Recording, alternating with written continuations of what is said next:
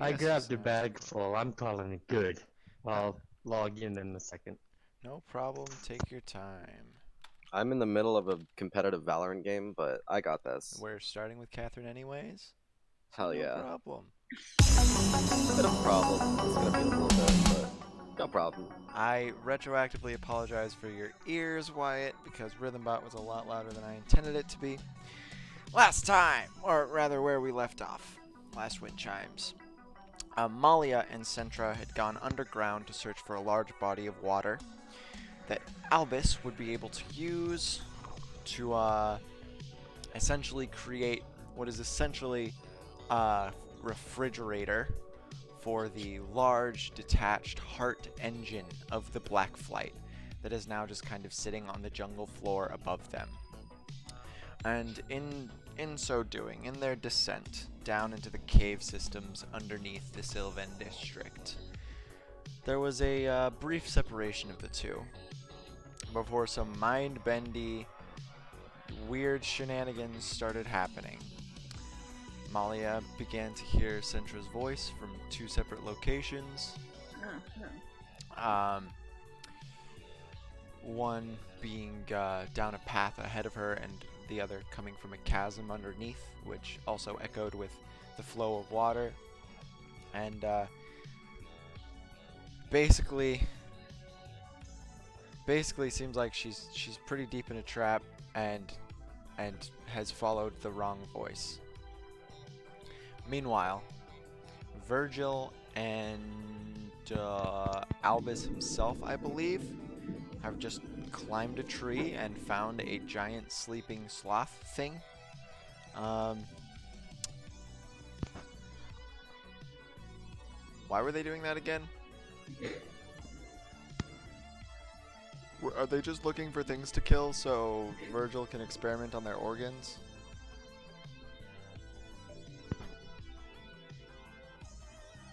As I recall, they were looking for the organs.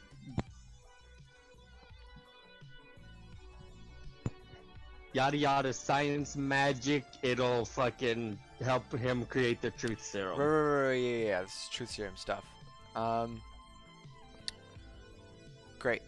So that's where they are. They have just happened upon the sleeping creature, and they haven't acted yet. Catherine, meanwhile, ran into another individual in the Tiered Gardens, one that was not Ozitra. And she was examining very closely some of the intricate, detailed carvings that were etched into the stone of this ancient constructed ziggurat, basically. And in so doing, she kind of volunteered to help with a little bit of research for this person, whose name was... scrolling up... whose name was... Thessel. Right. Which is like a thistle, but Fessy. Her name is Thessel. Catherine needed to brush up on some of her history, so she was like, "Hey, if we're gonna be reading into this thing that I vaguely recognize that you have no idea the basis behind, why don't you take me to your library and I'll do some research there?" And Thessel was only happy to oblige, so she dropped her off there. Getting some pretty bad background noise from you, Stuart. Yeah, I can't help but move, so. All right. It seems better anyways. So, in her exploration of the library, she, I believe, did an etching. Oh, right. She did an etching on the carvings itself. And, basically, it's of something similar to one of the large, big, scary dragons that got killed like 50-ish years ago and some change, that she's read about in a few books somewhere, I assume. And she also found a lever in this library, one that she has not yet pulled. but does not seem to correlate to any of the newer construction, any of the bookcases. Doesn't seem to correlate to anything other than the actual archaic construction of the ziggurat and the walls itself. Cecil, meanwhile, in his free climb up the pillars leading to the tiered gardens, opted to leave the less physically capable, what's his name, Rudolph behind. Took a hang glider with him, along with the altitude controller that Rudolph gifted him in case of an emergency. Got shot at by a man calling himself Razorface, who was essentially riding the back of a shadow salamander, one that seemed targeting him specifically. And after an elongated tussle, he managed to make his way all the way to the top of the pillar before narking on Amalia, who is the person that Razorface seems to be after. And Are they just narking on Amalia today? yeah, everyone's narking on Amalia in But general. I mean, no loss. I mean, Amalia's fine. Like, Amalia will just punch Razorface in the mouth. Yeah, Amalia will just kill him instantly. And now, I mean, it's almost like the two rest of my kids wants to survive. so, I did say we were going to start with Catherine. However, everyone seems to be available.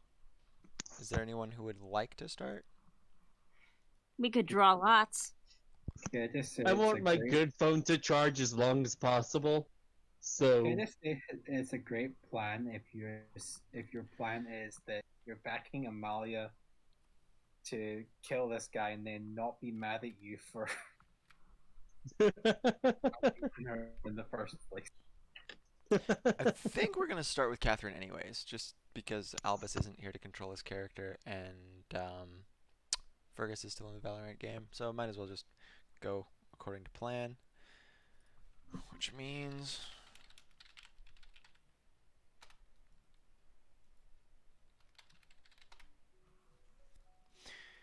you have just discovered a stone lever. One that was kind of obscure. It wasn't jutting out of the wall like levers are wont to do.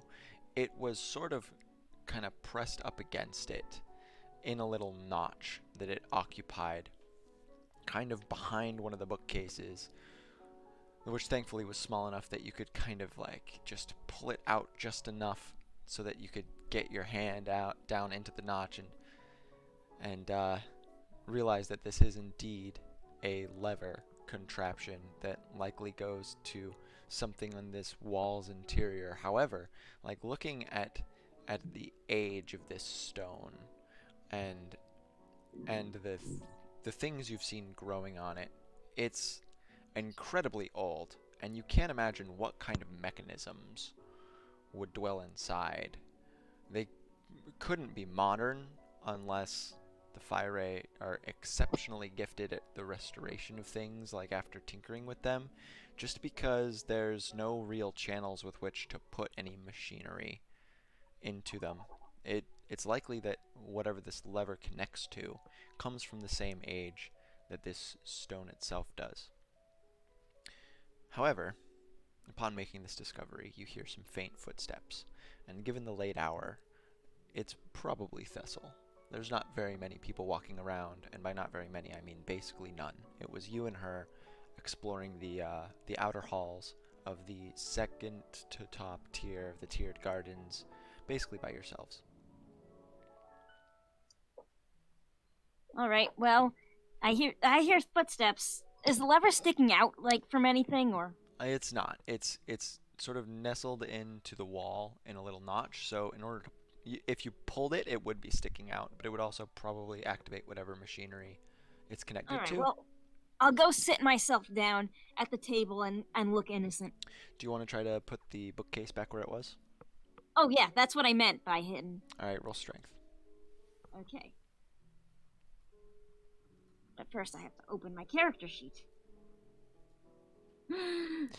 Actually, I didn't prompt a strength check for you to move it in the first place, so we'll just say you move it back. You just like a little Alright. budge, kind of like use your shoulder, and then you hurry back to your desk. You sit down at one of the chairs that you had occupied previously, and Thessel walks in, carrying a what looks to be a kind of paper basket, like a woven sort of thing going on, Mm-hmm. and you smell food coming from it.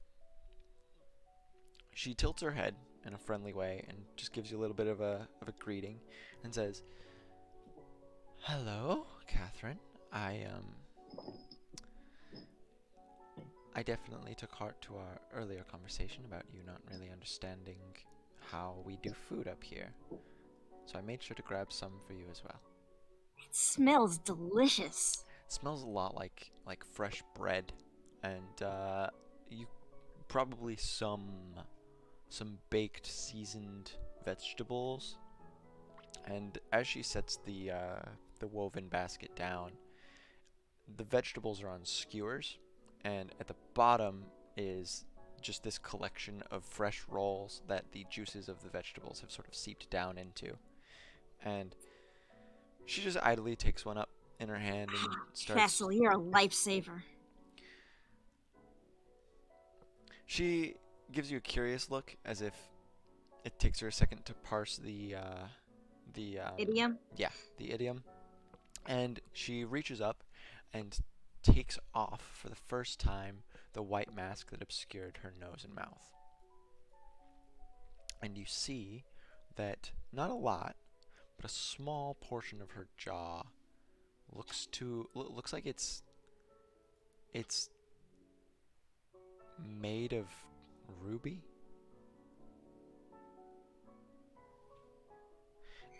Alright. The skin next to it's kind of pulled down underneath it as if it was growing out like a horn.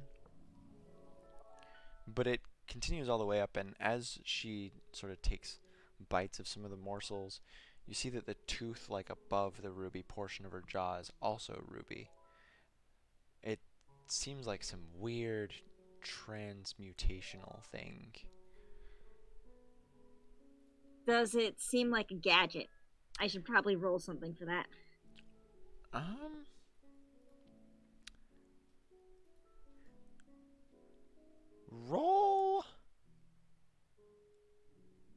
Roll nature.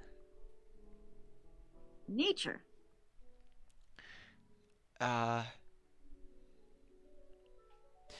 It seems to be a part of her in the same way that gold or iron or brass is a part of an arium. So it's mechanical, but it's organic mechanical. It's not really mechanical. It's just a portion of her face that's made of ruby instead of flesh.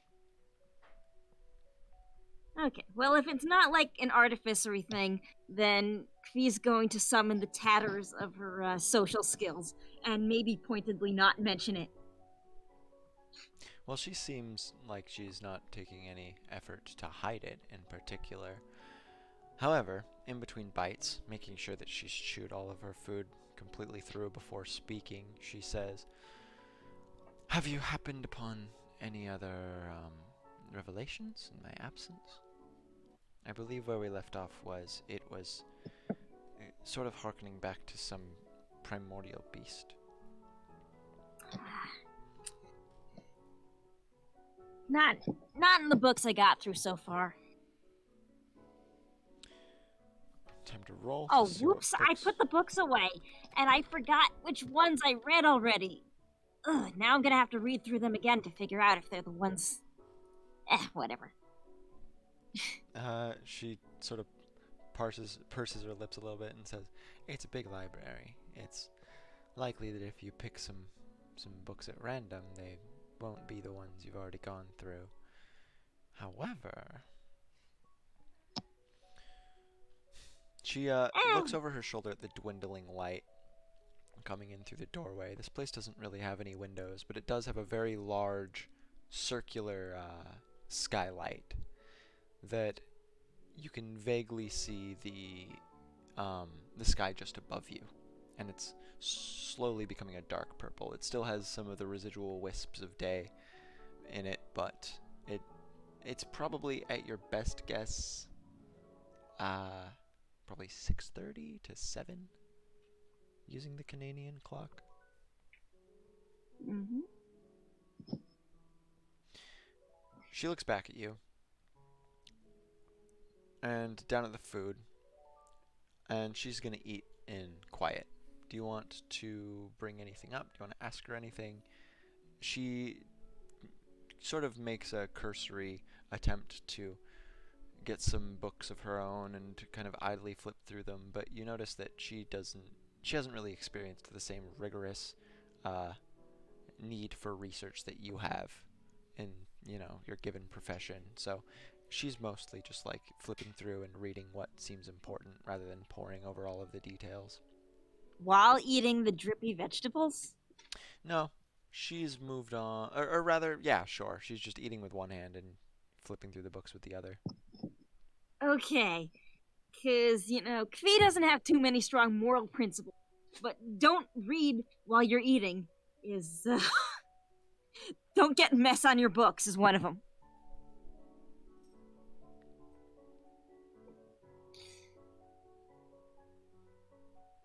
So you're gonna eat in quiet as well? Yep. Great. Soon enough, the food is done. She closes all. We'll say that she's just got like a couple books in front of her, not too large, and puts them off to the side. She her eyes meet yours as she sort of waits for you to speak up on any, sudden ideas or conclusions that you've happened upon. If you want to fabricate something here, you can, but if not. So, are these books organized by section? Are they Well, organized by anything? we do not have many scholars among us. Me least of all. I'm not the most studious, you see.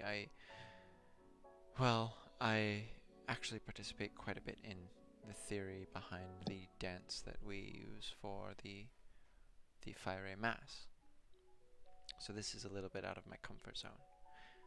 However, Oh, what are your theories? she sort of trails off. Do you really want to know? Well, yeah, sure. Great. I don't know I always anything. want to know more about the fire dance. I don't know anything about dance theory, so I'm going to say that she just starts rambling about the intimate connection between the flow of the body and the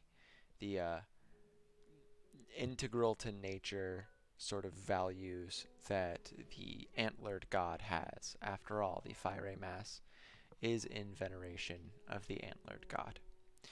Okay, so it's not telling me anything about. No, it's like, what the heck? completely tangential. It has nothing to do with what you were researching. In fact, if she's not very studious, it was probably only a passing interest in one of the carvings that even got you here to the library. But at the back of your mind, that lever is kind of tugging at some strings of interest. So, let's see those rubbings you took. I believe I didn't take them back. Oh. She put them out on the table with the food. Oh. Alright, so I'll go looking through the rubbings. So, some of them aren't very clear, and just hearkening back to like what the carvings themselves looked like when you were looking at them personally, they do seem to be very chaotic jumblings of shape, just with no real rhyme or reason to it. It's only after you spend a good long while looking and focusing on specific regions that this slow elucidation to meaning sort of makes itself clear. The biggest one that she brings back is, of course, the one with the very large, draconic-looking creature descending upon a much smaller-looking encampment beneath it. The encampment looks It's either an encampment or it's a group of people. You can't really tell. Well, that's the biggest. Another one looks like...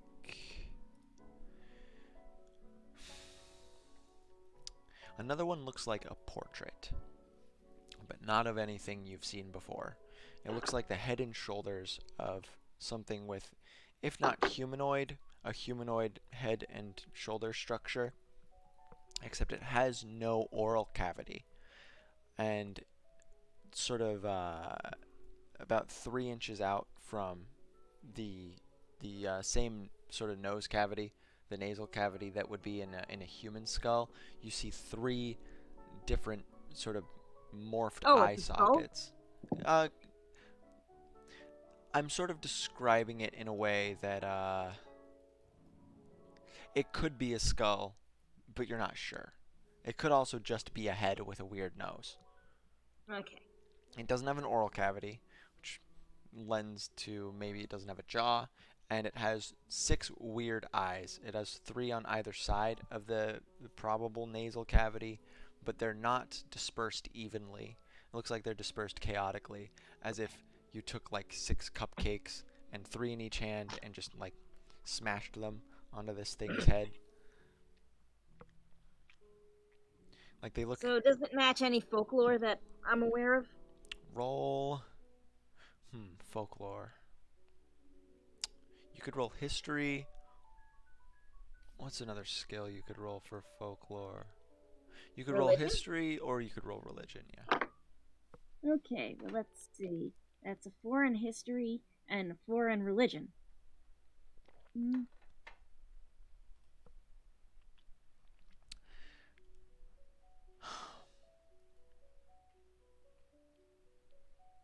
Fergus. It's Fergus? Wow, I didn't know I he was need that to- ugly. I need to ask him a question. Hey, Fergus? You're muted. Yes. Did Calliope ever talk about what he saw in the church? Did Calliope ever what now? Talk about what he saw in the church? In the Cherries District? Yes. Great. In how much detail? Probably not a whole lot. I don't remember how much detail, but I definitely remember that Calliope wouldn't exactly be giving like the diameter of their heads or anything. Did he talk about the features of the thing that performed the ritual on his hand? I'm pretty sure he said there was someone with a whole lot of eyes, so yes. So it doesn't match anything except vaguely, and kind of pops to mind sooner just because it's more recent than most other things. Catherine. It has a lot of eyes, so maybe there's a connection to the thing that fucked with Calliope's hand, but you're not too sure. It could just be coincidence, basically. And then the last one, the last little rubbing, looks to be of... Consults notes. Looks to be sort of like a staff underneath the gnarled roots of a massive tree, and the staff is comprised of it's sort of woven. It's a woven staff, and at first you think that it might be woven out of, you know, normal things that you weave, until at the top it makes it clear that it's 3 centipedes woven together into a staff, and their heads are kind of writhing at the top. That's pretty cool in a horrifying sort of way. So, weird 6-eyed portrait rubbing.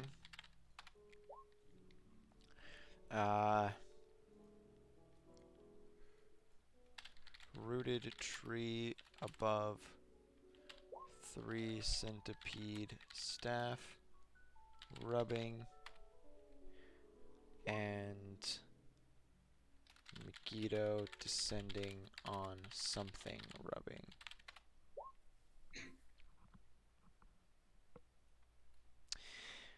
I appreciate you doing that, Eric. Of course. I'd recommend putting that somewhere into your character sheet. And so, after you've poured over these 3 rubbings, Thessel is sort of leaning forward. She's put her mask back on over her mouth and nose, and she's got her hands crossed under her chin as she just intently pores over these rubbings with you, with likely less ability to parse as to what exactly they are. She mostly seems like she's just having fun doing the process. Like she's enjoying spending time with someone as foreign as you, who's having as much fun as she is in poring over the curiosities of the carvings of the tiered gardens. However, probably after 10 or so minutes, which is all this really takes, she leans back and says, "Much as I would love to stay, I am only thankful for being able to, well, feed you, I suppose, but I do need to be going to bed after preparing some things." All right. Maybe we'll see each other tomorrow.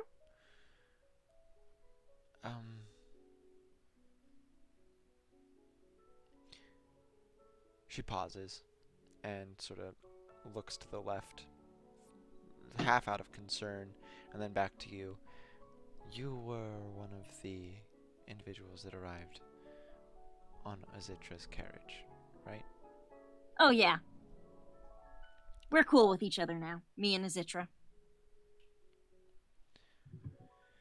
"Well, it affords you certain privileges, and I'm not really allowed up to the highest tier. So, hopefully I find the highest tier of things is generally boring anyway. I don't want to spend any more time than I have to. Well, it's likely if you're as important as she thinks you are, she will no doubt have many things prepared for you tomorrow, whether it's for your assistance or to teach you about this place and us, the upcoming mass." I can't wait. Hey, speaking of privilege, I had a privileged, and he's in one of those stone cells. Would you know the directions to get from here to that general area?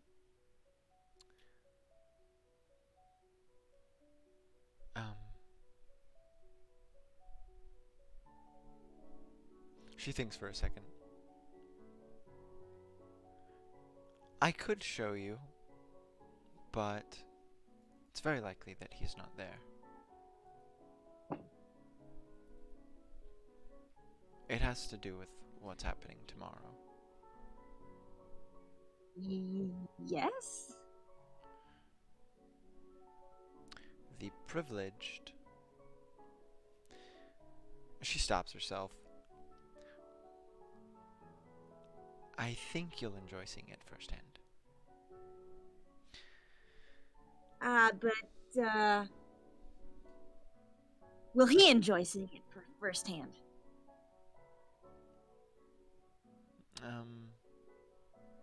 What? What do you mean? They're not gonna hurt him or anything, are they? Is he capable? Of... Of... Is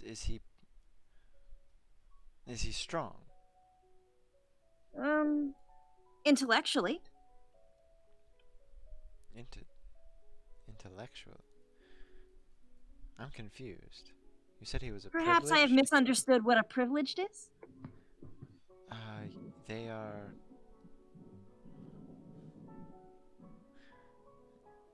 You sort of hear her mumble behind her mask. "What interest does Azitra have in an intellectual privileged?"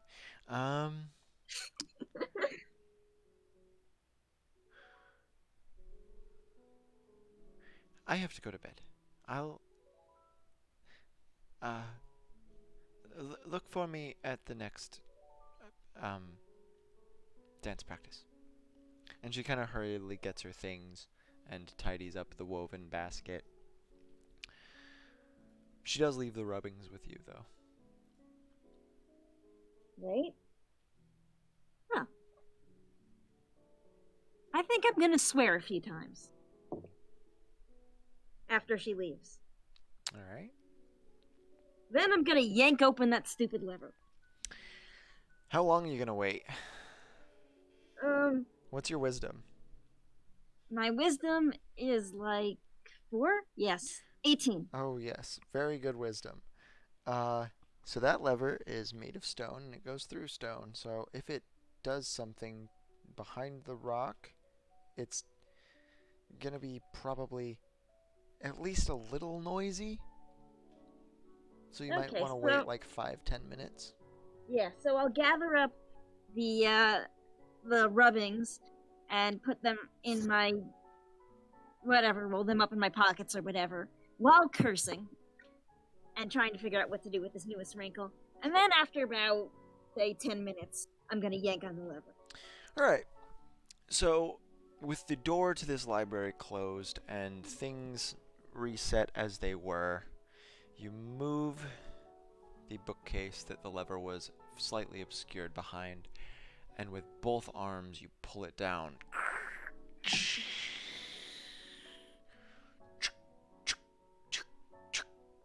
You hear a slow descending clicking noise, probably about 10 feet above you, just slowly lower itself down straight to the floor and then a few feet beneath it. And then after it finishes, you hear a and the wall directly adjacent to the lever. Shut up. We're playing D&D. Shut up. The wall directly adjacent to the lever just pushes 2.5 or so feet. And it reveals a very dark walkway behind it. Well, I've got a lot of, I've got a kit of random alchemical stuff. I probably could, mix something with something and get something that gives off light. Probably. Oh yeah, very likely. Roll your alchemical supplies. Okay. Yeah, describe this makeshift light giving off thing. All right. Well, I have a test tube that happens to be empty. So I take out. Wait, I have a good idea. Yeah. You take out a length of vine that has some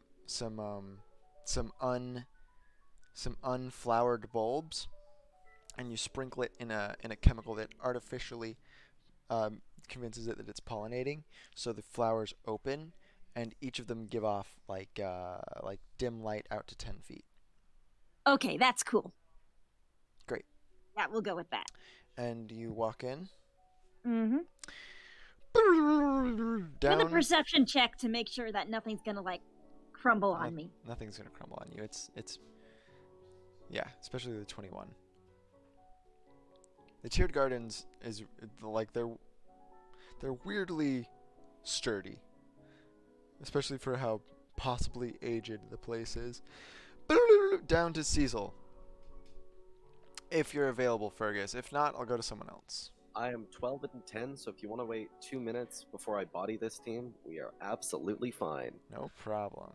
So if you want to go to Amalia and I'm gonna stick with Jay Shala since it's gonna be such sweet. a short time period. I don't want to get somebody started and then fucking, So, Catherine, you walk in, and the first thing you notice is that these walls are not carved. There's also a lever on the inside of this place that looks like it would possibly shut the wall behind you. It looks like the placement is deliberately mirroring that of the lever that you used to open it. Alright, but I'll pull on it, but I'll oil it first so that it doesn't break off or anything, because that would be really stupid. Prudent? Yeah. You do so? It would be prudent because it would be really stupid if I was stuck in here. Correct. You do so, and it closes behind you.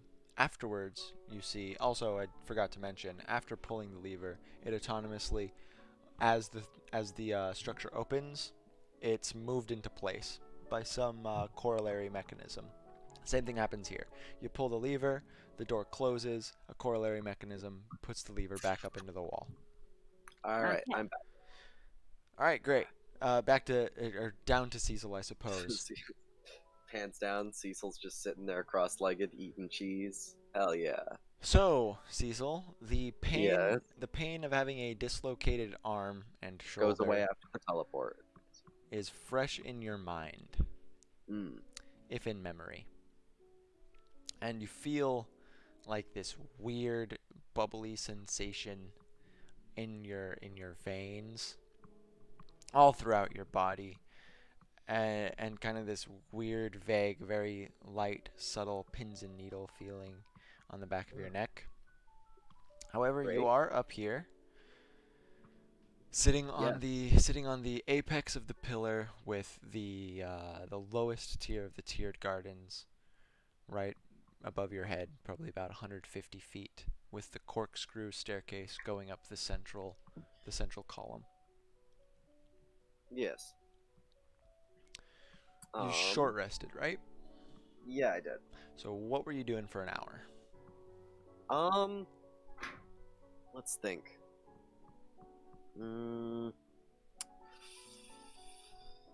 I guess I couldn't spend I wanna intuit what this. I guess materia doesn't look like anything though, right?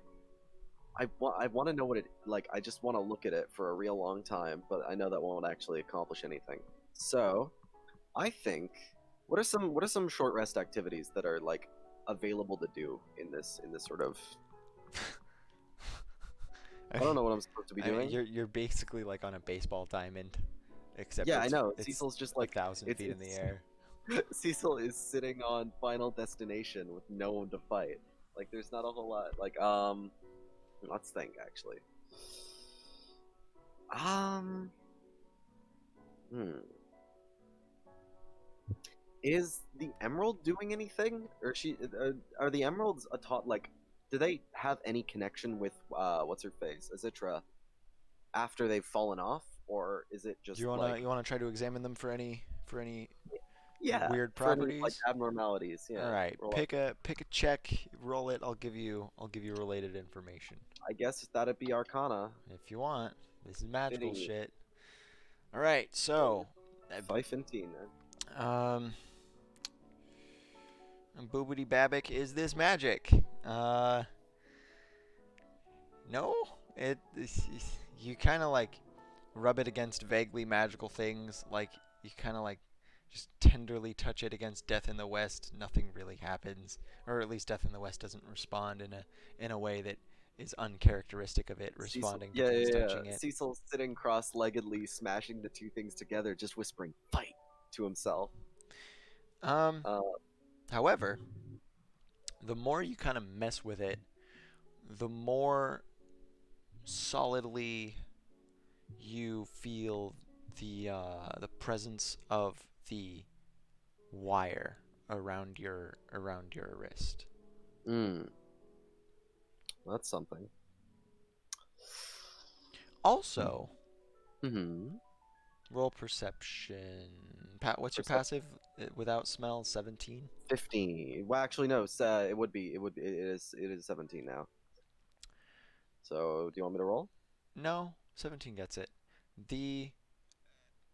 This is only really clear like around halfway through the short rest. Nothing seems weirdly uncharacteristic prior to that.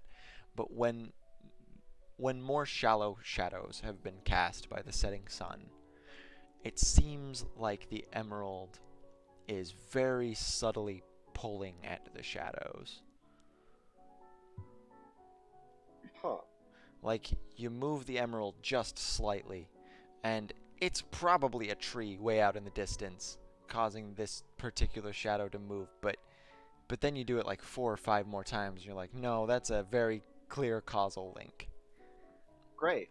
It's super weak, and you have no idea why that would be happening, because that's not how light refraction works in the slightest, and this is a prism. I have a question. What's up? Does it react to the weird, like, pitch black materia? The pitch black materia is kind of like a swirling kind of soot black color that's just swimming in a Vanta black ocean. Awesome. Okay, so Uh, all so right. so it, but you know what?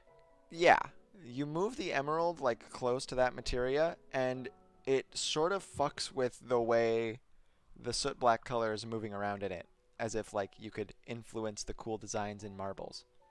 That's awesome. Right. Well, that's been educational. But Cecil puts everything back in his many pockets, which he's running out of because he doesn't have his coat. However, that's fine. And he begins to continue his way across the tiered gardens.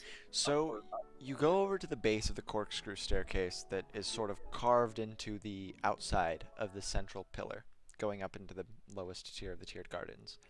Yeah.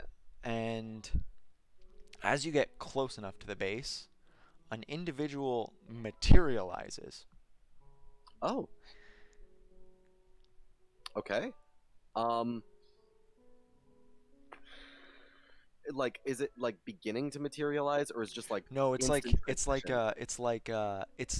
from the ground up. Like, you know how when you light a fire, it just flumes into life, and then it starts Would sucking at the okay. fuel. Do I have time to react to this before they are fully corporeal? It doesn't look like it's facing you. It looks like it's sort of looking at the wall awkwardly in a vaguely contemplative way. However, important bit about this individual is the way they come into your vision is almost like they were there the entire time, but they have a weird proximity requirement to being visible. Oh, okay. And Death in the West immediately twitches on your back, and it looks a lot like the things Calliope was fighting in the in Eden, corollary to the Cherus district. Fun. Roll history. Okay. All right. Okay. All right. 6. 6. You do remember that the things in the Cherus district that you quote unquote fought as Calliope seemed frantically terrified of all of you, and you remember very vaguely Amalia mentioning things about echoes. Okay. So, Cecil being on the staircase, just kind of like frozen, staring at this thing. Does the what are the walls like? Like how put together are the walls? Are they completely like? The walls are like massive carved stone tablets that are used as bricks. All right. Well, Cecil's been through has been through enough shit to know to know his limits. I would like to roll stealth to just walk past. No problem. Just walk on past. Just bye-bye. Just bye. 29. You don't even really slow down. Just excuse me. What do they smell like? Doesn't smell like anything. Anything. Nothing? Smells like air, as if it's not even there. Okay, that's fine. This is gonna be an interesting situation. Cecil continues up the staircase. You know, like wipes sweat off his brow. That was terrifying. But As all you good. get closer, just to differentiate it a little bit, as you get closer and you can see more vague details about its existence, and it's not just this obfuscated, shadowy thing, you start to see more and more of what it resembles. It looks further and further, detail-wise, from the things that were in Eden for the Cherus district, and it more like it has this sort of this like a long long neck, like longer than Long. it should be. It's weirdly feminine, like it there's a lot of innate curvature to its body, especially in its stance. It has a longer face, as if it ends in a snout as opposed to a human-like face. That said, it is entirely composed of shadows, and these shadows are not manipulated by the emerald. So you do, like, you've just been experimenting with the emerald, and you're like just passively like, like Yeah. they're probably gonna just pull towards me just a little bit. Nothing But happens. they don't. Literally Okay. nothing. And you get pretty close while you're sneaking past, but Yeah, just walks by. So that's interesting. A little bit scary, but interesting. They're made entirely out of shadow. Yeah, you said, or they don't look corporeal. yeah, they don't look corporeal in the slightest. Okay, awesome. So with that out of the way, Cecil continues, walking a little bit slower, so in case that he can't see one, but they can see him, he's just kind of like, No problem. gotta make sure, gotta stay out of their Yeah, proximity. you have a or at least- 29 stealth. You're just as much a shadow as they are, even if figuratively.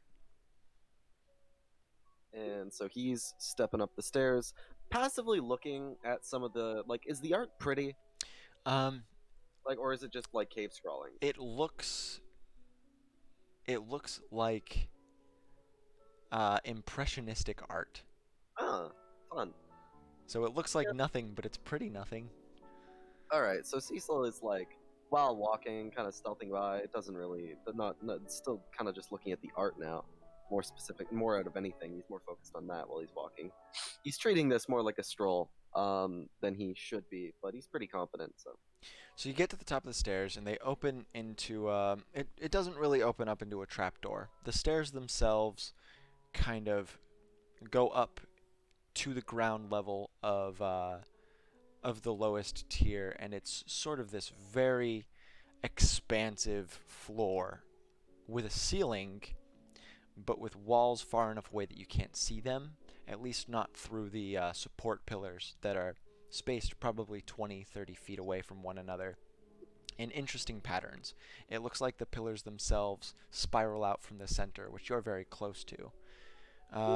Seeing as how this entire tier is very large, and the 4 pillars that support it are close, relatively close to the center. Okay, that's so. What is like? Is it a garden? Like, is this part a garden?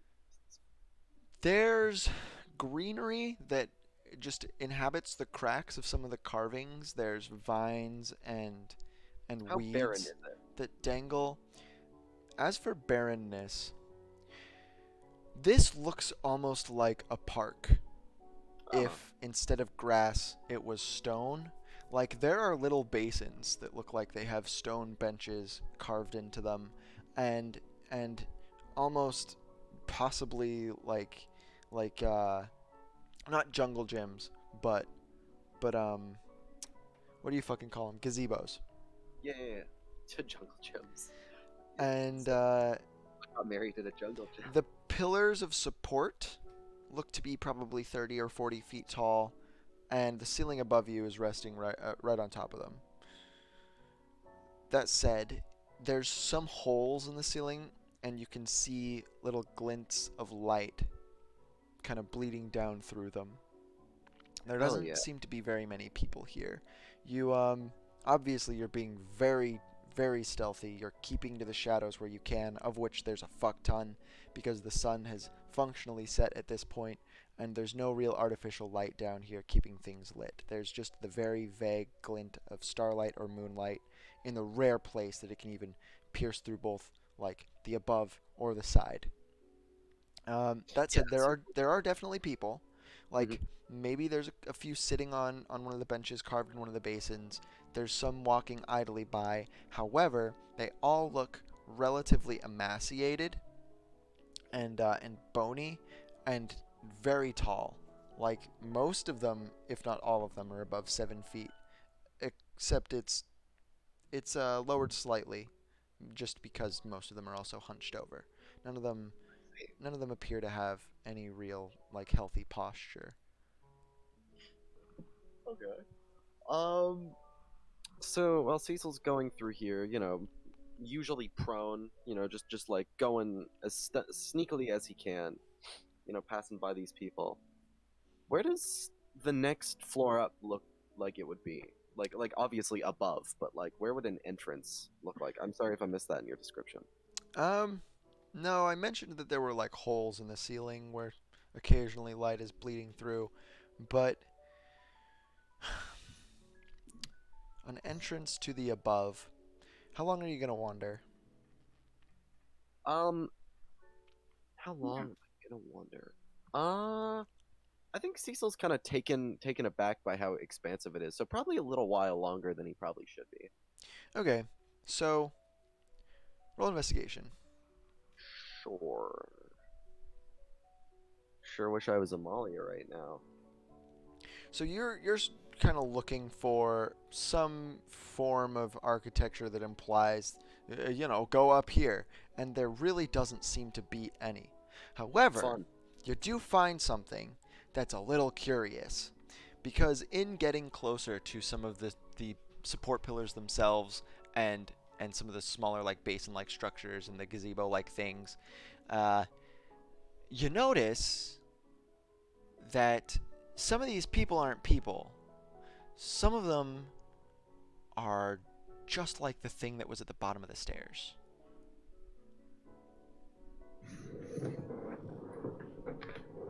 Whoa.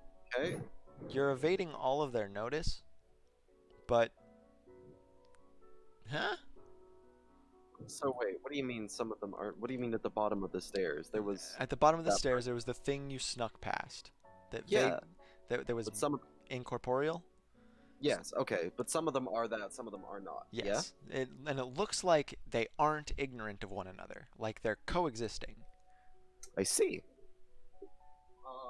Interesting. Interesting. Um, so worst comes to worst, I could theoretically climb one of these pillars. Yeah. These pillars would be much easier to climb than like the fucking big honkin' one that you had to. Okay, I see. Like these ones like are much more decorative. They have like these ridges and very easy handholds.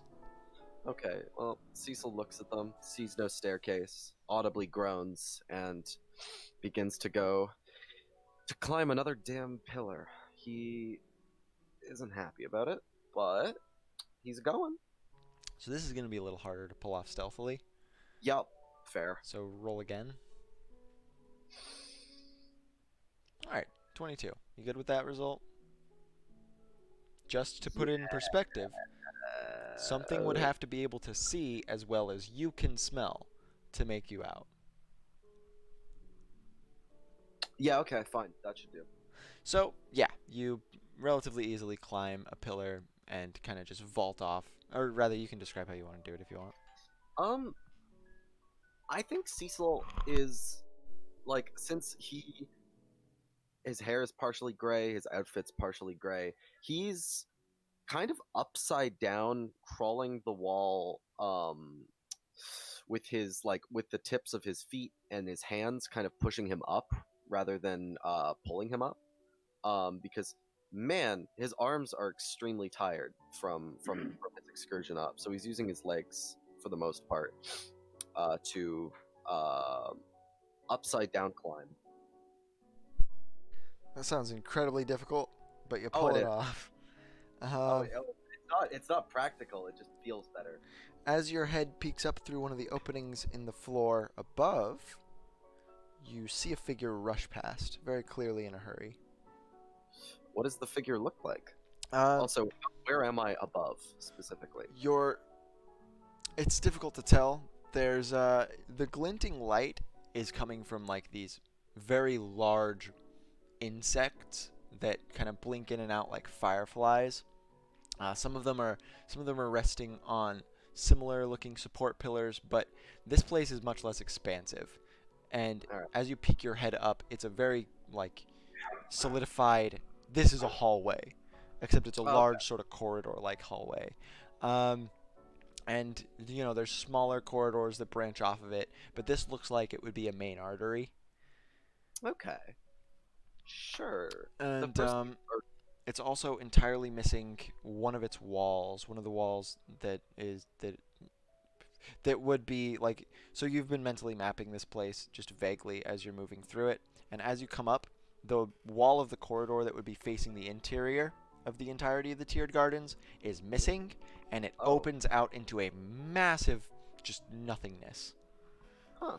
Fun. You don't see any Terrifying. you don't see any trees, you don't see the horizon, so conceivably, if you were to throw something hard enough, it would hit where this corridor likely wraps back around.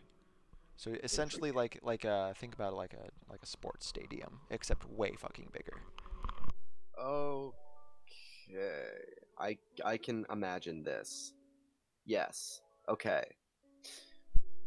So the person who rushed past, did they look any different? Yeah. They're wearing a lot of white.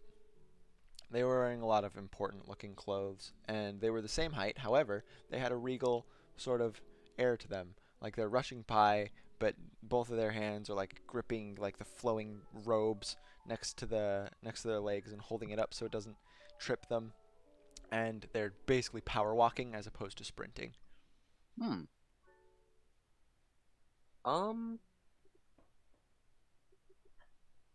Great. So as they're running by, I think Cecil, as well as the intuition of Death in the West, is going to put the extend the blade outwards against where their neck is, and then just like hold it so that they stop instead of just running into it. You're pretty stealthy. Do you want me to roll stealth? I want you to Because this isn't an attack. No, I know. Are you making yourself known? I'm about to. I was about to say something. I would say something before you put your scythe in the way of their neck, or else they're gonna decapitate themselves.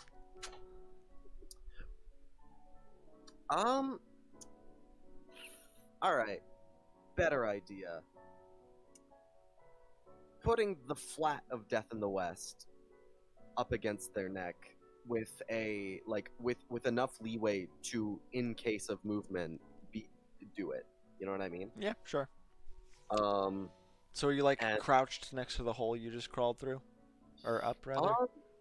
I think I think Cecil is either there or like legs spread out to either side of the corridor, like just kind of held there. so he's slightly above this person who's 7 feet tall. Can you picture that? Yeah, sure. Okay. It's silly, but I like it. And Cecil, make one move, and I kill you. Run, and I kill you. This is the same rule as one, it's just more specific. Scream, and I kill you. Are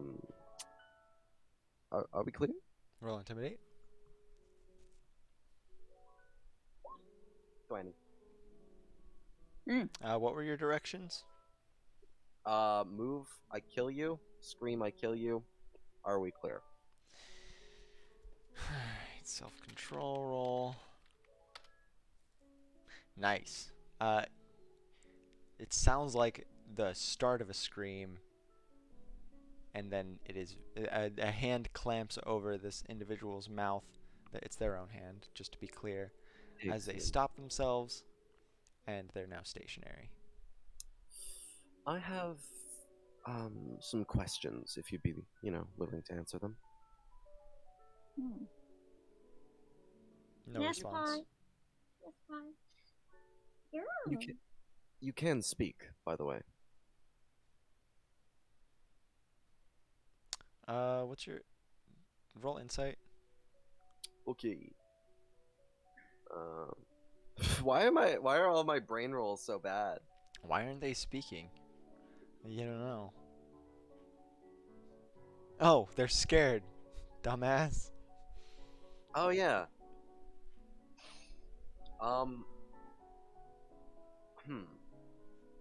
Cecil waits a good 20 seconds before dropping down with the sight still around their neck, and then kind of just hello? Starts snapping his fingers. What did you ask? I have some questions. Can you talk?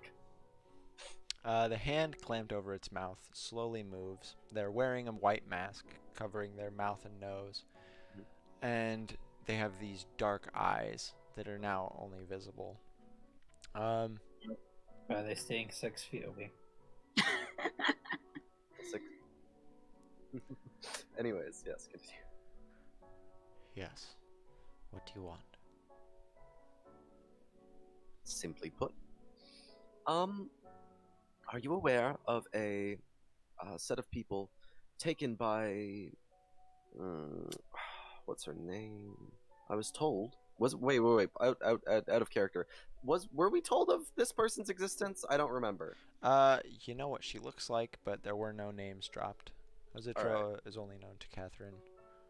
I'm looking for some people taken by the odd shadow lady. I'm a bit new to this area.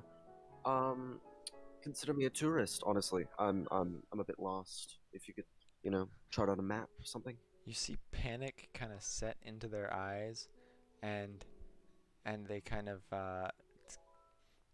they start breathing a little quicker before saying that description fits a great many people. Okay, narrowing it down. Do you know of an amount of prisoners you've maybe not you personally, but people here have taken? Do you know if there is a prison block or a cell? I am not aware of what a prisoner is. Shit.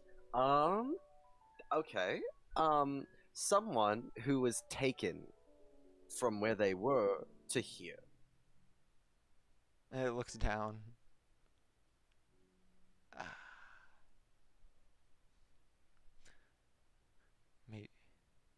maybe somebody that came with an auditor? Yes, actually. Yes, that's who I was looking for. So this would have happened right before the last month's mass. So a little over 2 weeks ago. No, actually, no, wrong person. I'm thinking more like a day ago. I don't know. Any idea? I don't know that anyone would take anybody here a day ago. That there would be no reason to. Okay. The problem is that a lot of people that I know have been taken to here, to which I followed, and I'm looking to get them back. So if you know anything, that'd be great. If you don't, well, and he makes the little like kind of like neck to thumb gesture. They're silent for like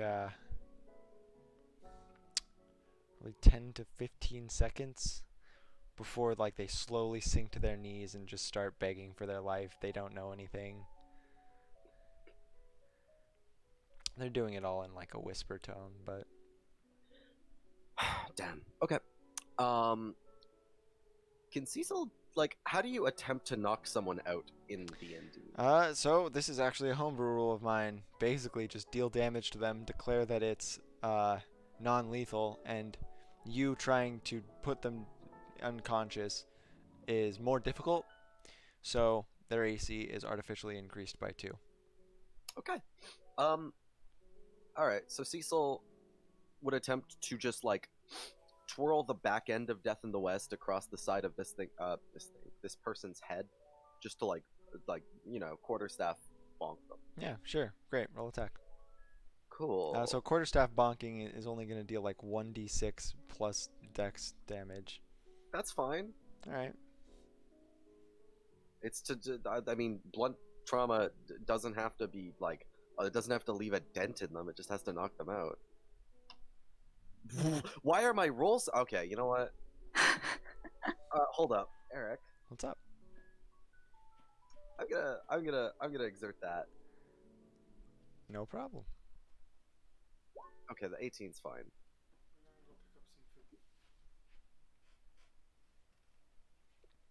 1 second. Watches the AC is like 6. All right. Roll 1d6 plus dex. Okay.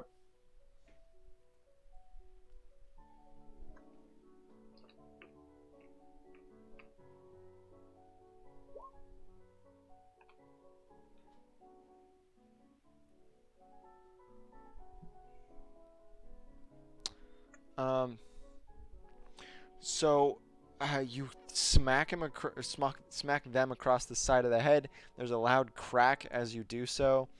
They scream at the impact. They like recoil away from you, climb to their feet, and start trying to run. Oh, bruh. You get an attack of opportunity if you want. I may as well just attempt to tackle them. I don't want to like, kill this All person. right. Roll athletics. Oh, piss. Wait, better idea. May I attempt to front flip in front of them? Just sauce on them. Or maybe not. Actually, no. I can't. I think They'll there's probably just go around you. Which Yeah, would- you're right. Just kind of like, well, I don't, maybe not tackle, just run in front of them and be like, roll persuasion.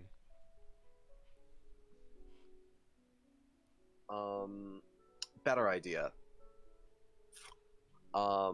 Cecil raises Death in the West, and kind of as it like makes this like very intimidating hissing sound as he's like, "Stop or I shoot." And intimidation? They're already intimidated. How far away are they? They aren't going faster than you can, so like 10 feet before you get in front of them. All right, then persuasion it is actually. Wait, stop, stop. Go ahead and roll.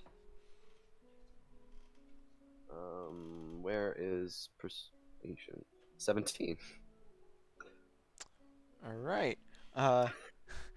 They stop. They fall to their knees again. They put their hands on the ground. One of them on the ground. The other one's cradling the throbbing head wound they now have, and they're just like, please, just leave me alone. Let me live. Okay, yes, I will. I'm very sorry about the head wound. I was expecting that to knock you out. Sorry, God, that looks awful. Oh. Get away from me. Listen. Okay, I will. I'll leave you back to your own devices. I can smell you wherever you are, so if you try and tell someone, I'll just hunt you down and finish the job. But I do have a question. One last one. Sorry. What's the way up from here? He says, like, kind of unwrapping a Narzareth's equivalent of an MRE. It's high, good or bad? High is great. Piss. So as you ask them this, their eyebrow slowly furrows as a spark of defiance alights in their eyes, and they sort of like get back to their feet, and they're like, "No, you can terrorize me like this, but I'll not just give you the keys up." Okay. Cecil walks over and attempts to punch this person in the general area of Mass. In the ass? General Mass, area, I think. just area of Mass, just like somewhere Oh in yeah, the sure. middle area. This is gonna do less damage than a quarterstaff strike. It's 4 plus or D4 plus Dex, right? Yes. Actually, no. You're not using your claws. Right. Yes. So what's the attack? 1d20 plus Dex, and then it deals 1 plus Dex D4. damage. Oh, what? No Oh, okay. dice, just 1. And so 5. Okay. 1d20 plus 4. Is this non-lethal? Yes. Go Okay. ahead. By the way, just FYI with non-lethal, like it artificially raises their AC by 2. If you roll attack and you beat their regular AC, you still hit them. It's just not non-lethal. Okay. That's terrifying. So you punch them solidly in the chest, And however, like it hits them, you deal 5 damage, and then they raise their arm. It crackles with lightning, and they try to grab your head with it. This will be fun. Does an 18 hit? Do I see it coming? Yeah. An 18 does hit. You're having the damage? Uh-huh. Great.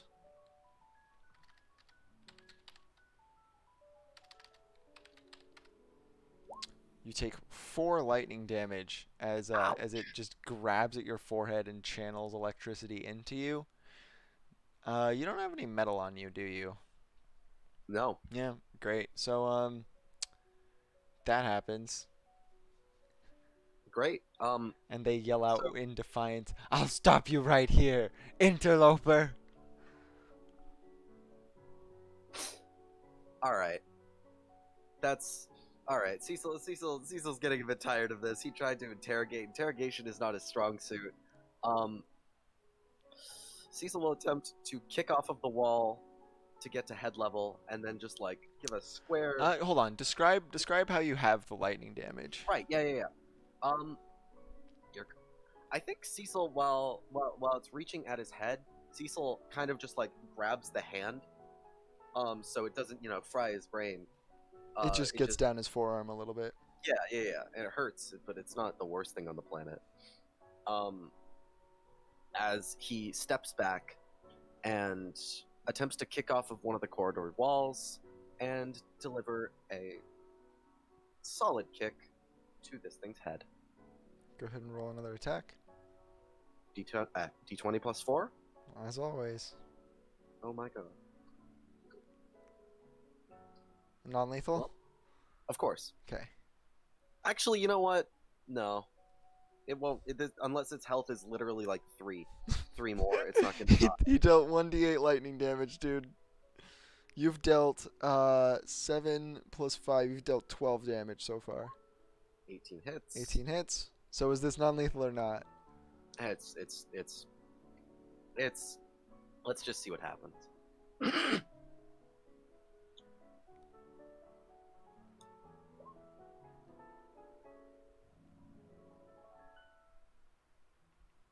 This civilian just used shocking grasp. Caro. It's pretty tanky though. Oh shit, it knows a cantrip. Get down. Alright, 1 is non-lethal, 2 is lethal. Describe how you kill him. So the By kick, accident. the kick lands.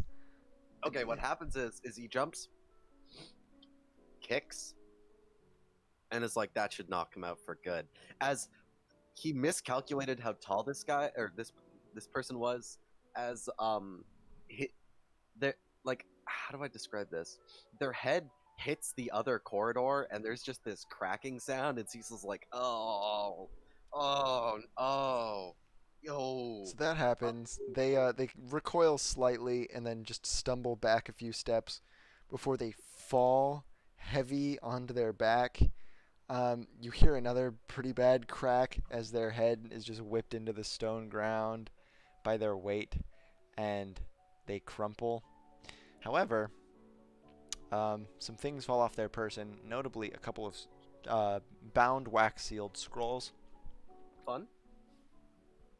Alright. Well, their clothing is corporeal, right? Yeah, no, this person's totally corporeal. Cecil isn't happy right now. He's a little bit upset. He takes a moment, his hands are kind of shaking, he's looking around, but he has to continue, or else, he can't stay in one spot, or he'll get found by someone else, and then someone else might have to die. Investigation. Okay. 5. Hey, statistically... Does anybody want to use their reroll? You know what? Fine. It's 5-12. I'm gonna reroll. 19 should get it. All right. What are you doing? Looking around, kind of like examining the area while... Are you picking up the scrolls? About to, yeah. Great. Cautiously moving over to the body and, being like, I'm sorry. As you move down to get the scrolls, you see someone of vaguely childlike proportions, kind of leaning out around a corner of one of the exits from this corridor and out into the further away from the center of the tiered gardens. Just kind of watched this happen, and you hear their footsteps as they're running away.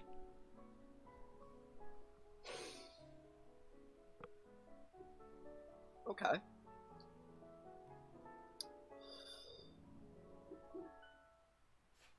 Cecil doesn't follow. Takes the scrolls and, regrettably, the clothes, and attempts to disguise himself. The clothes are way too big for you. That's fine. It just needs to be of passing. Would this look even remotely okay? So the way they're wearing the clothes, you could probably try to pull it off just by taking the excess and wrapping it in like a pseudo turban around your head. Hmm. The scrolls look like letters. What are you doing with the body? You do notably like take a peek out, like, because remember I said that one of the walls of the corridor doesn't exist because Yeah. it's feeding out into like a sports Cecil? stadium kind of Yeah. opening. Yeah, it goes down and you can't see the bottom.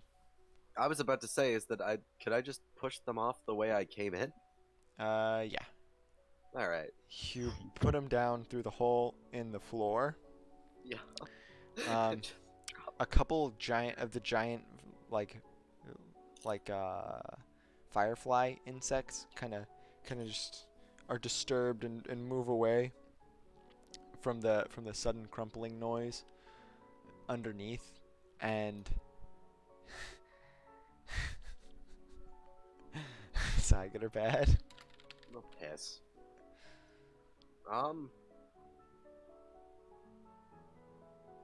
High is good.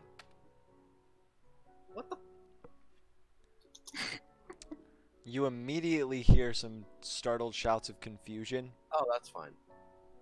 I thought it was gonna be bad. Okay. And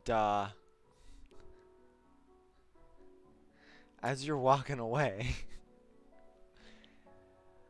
you hear a boom as a kind of wolf-like creature made of shadows is launched up through the hole in the ceiling.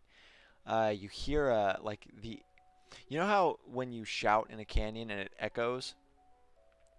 Mm-hmm. You hear like the echo of a wolf barking, but not the original noise. Like it seems weirdly distant, and it just starts running after you.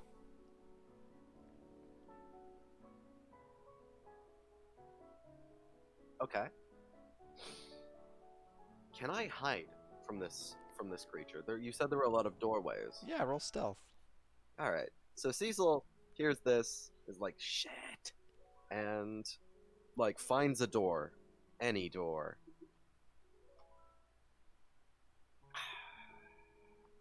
Yeah, that should be fine. All right.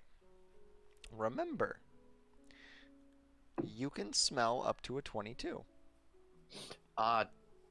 Piss. The dog can smell up to a 22. It's a shadow dog. Maybe it can't. I'm just saying.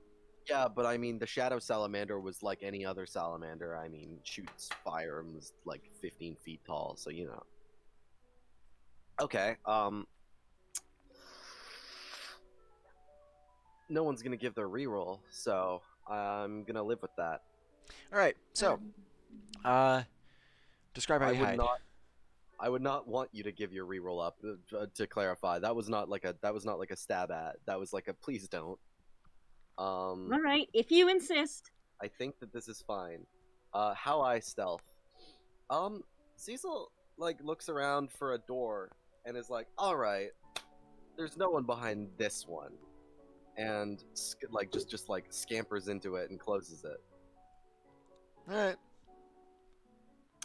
And So you come into a room that looks like it's just like a little, almost like a classroom kind of thing, except much smaller, like a little study.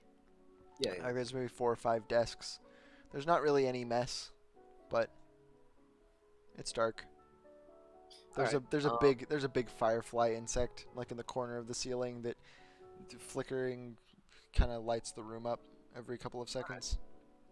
And then Cecil takes Death in the West off of his back again and waits for an attack of opportunity. Or maybe not of opportunity, but you know what I mean. You're gonna one shot the shadow dog too? I'll attempt it. All right. I'll wait for it to come in. Roll attack and with then- advantage. Oh, it's coming in. No, but you will hear it go past. I assume that's what you were doing. Oh yeah, it's just like, wow, wow, wow, wow, wow, wow, wow, wow, wow, wow, wow. Hey, Catherine, Yeah. you know how I said I don't want you to do that? I think I would prefer I would appreciate a reroll on this. Here, Would have a reroll. Thank you. Wow, 22 should do. Yep. Hopefully. Yeah, it does. You one shot. You don't bother with damage. You one shot the shadow dog. Okay. It's just like eviscerated into like just wisps of shadow. However, you get a much closer look at it, and it looks Okay. like it's like on the interior, kind of obfuscated by all the shadowy mass. There's tiny little gemstones just like floating around in it. Fun. Great. And after cool. after it de-wisps into shadow, it's you're just kind of passively paying attention to shadows and whether they treat the emerald like a magnet. These ones vaguely seemed affected by it. And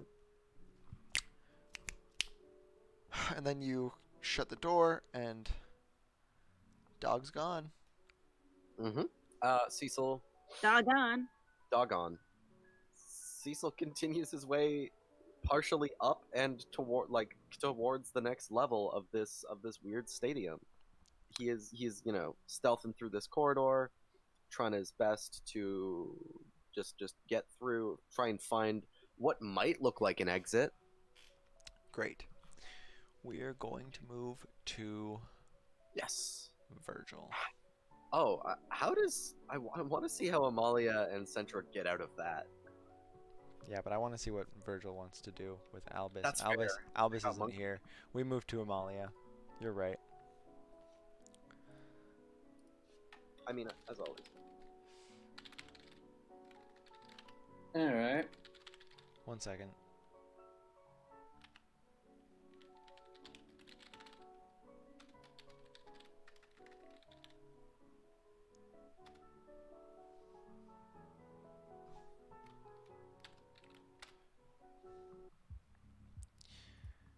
So, Amalia. Actually, the song doesn't really fit. What do you remember? What situation do you remember being in when last we left off? So we had established that Centro is really the one who'd fallen down into the hole. I turned the corner. There was weird shit happening. Yes. And then Right. I got two. Did you roll? Right, yeah. You rolled and failed the Constitution save. I'm pretty sure I succeeded. I got like a 25 or something. Succeeded on the Constitution save. Okay. Alright.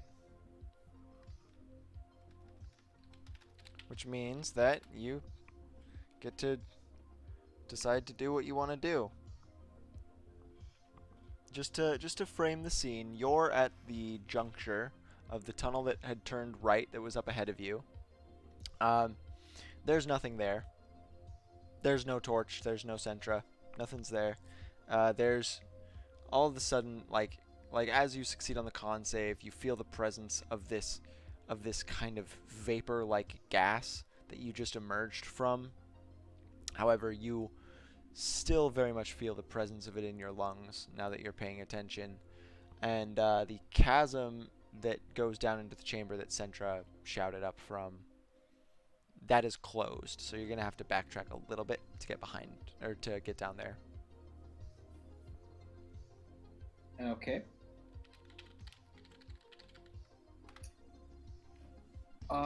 So once Amalia realizes that shit is going down here, she is going to take a deep sigh and. Oh, they. So, you seem like you might be intelligent. So I'm gonna say this. And then right after you say I'm gonna say this, you hear a as something impacts the ceiling of the room that the chasm leads to, and then you are just blasted back by the force of a lightning bolt. And it doesn't hit you, but you know how when a lightning bolt strikes close to your house, how everything just shakes? That happens to the cavern you're in as a massive, like, just chunk of rock is dislodged and blasted up to the far side of the chamber that you had just moved from. And now there's a much larger hole going down into the chasm you heard Sentra from. And there's just this billowing vapor coming up through it. One of Sentra's chakrams was lodged in the rock that was hurtled, and you hear him start to yell something, but it's choked out.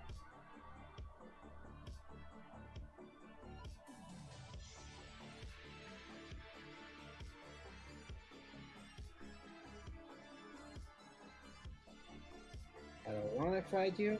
I don't need to fight you. If you make me fight, you are going to regret it.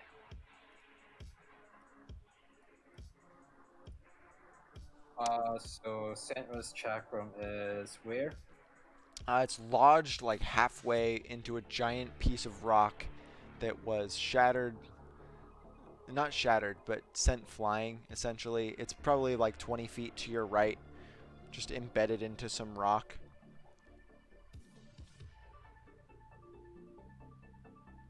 Great. I'm gonna wrench that out and then Roll strength.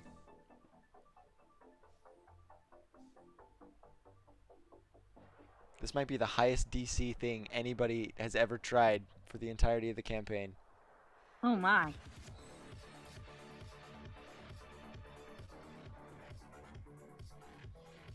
No, you don't. I'm I wonder what's gonna try and wrench it out. I'll reroll. Yeah? You Yeah, do it. Reroll and then exert. So you would be using your reroll because Fergus has used his. You should do it. Lift it up. Lift it up. Lift it up. The thing is, There's no. she's not just lifting it up; she's pulling it out of a rock. Yeah, that's fine. Like the sword and the stone. Do you want me to tell you the Exactly. DC? It's, what is it, like 60? You have to crit.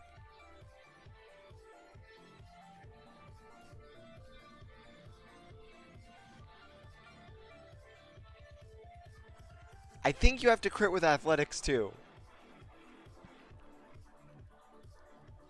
Do Okay. it. Not quite, Yeah. but almost, Caro. The brain surgery check was DC 24, and this is the only thing that beats that, I think. Okay. Yeah, I would have to. Yeah. Okay, so right about now. You said the lightning bolt came from up on the roof.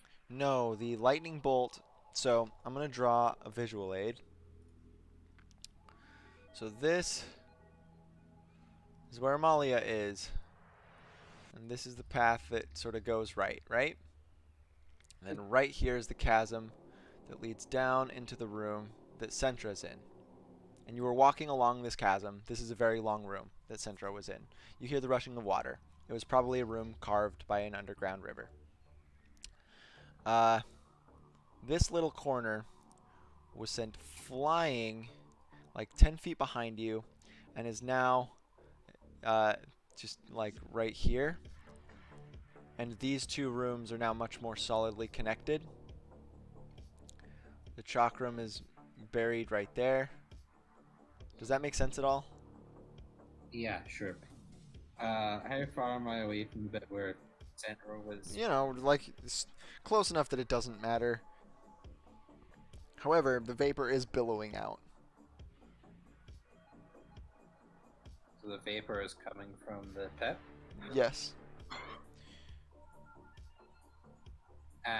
but the thing that is shooting lightning is not coming from the pit. No, am I correct? the lightning came from here. You recognize, yes, basically Sentra through his chakram caused the lightning. He was probably aiming for something, and he hit the ceiling. Oh, I thought it was Like actual lightning? No. I thought it was like something like physically attacking her, and so he's fighting something down there. Then. Yes. Right. Well, that's an entirely different thing. Yeah. So Amalia is just gonna slide down, go help them. So you're going back into the vapor? Yeah. So because that thing is doing something to her mind, if it attempts to, I'm gonna cast.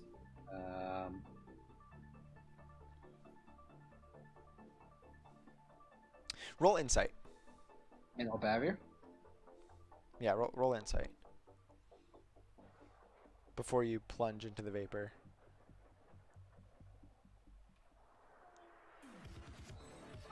This will go well. I really hope it does. Great, great. It's coming from the vapor. It's constitution-based hallucinations. It's not interacting with your mind. Your mind is Yes. interacting with your mind. God Hi. damn it. Betrayed by my own brain. Okay. With that 18 in insight, you're not sure if it would completely mitigate the effects, but just putting some cloth over your face might help. Yeah, okay. I guess she'll pull her bandana. How thick does this vapor look? So when you were inside of it, everything looked normal, but that was probably a part of its effects. It's pretty thick, like it's walking into smoke, but it's wispier. Great. So, what if I do this? Yeah, you want to just like, are you blowing the vapor that's right in front of you? Disperses gas or vapor, Yeah. Yeah, So where sure, where do you direct it? So I am going to direct it in such a way as I have a straight tunnel to the so that I have a straight tunnel to the cliff, and then I'm going to redirect it so that it goes straight down.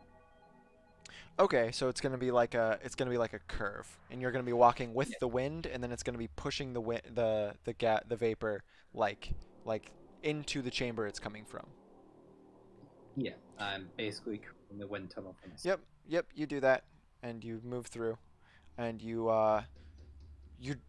drop down, and it's only about probably 15-20 feet to the bottom, so you land reasonably well.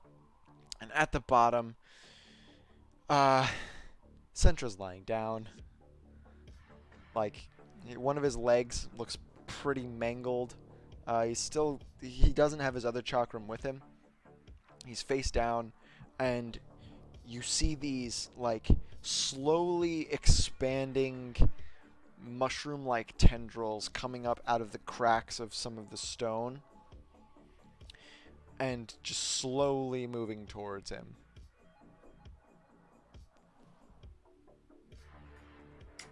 Great.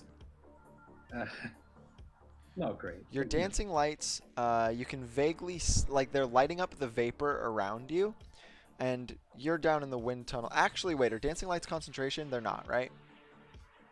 Sadly, they are. You can't see. You see the glimpse of Sentra, and then your dancing lights blink out, and now you're in a wind tunnel. But I do, however, have the great sword. That's true. And the great sword's lit up, so Shing! All right, now you see Sentra again. You're lighting up the vapor around you, but you can't see through it.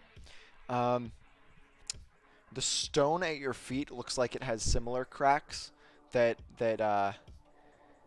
like sort of mushroomy growth is coming up through, like fungal growth, and just slowly moving towards you.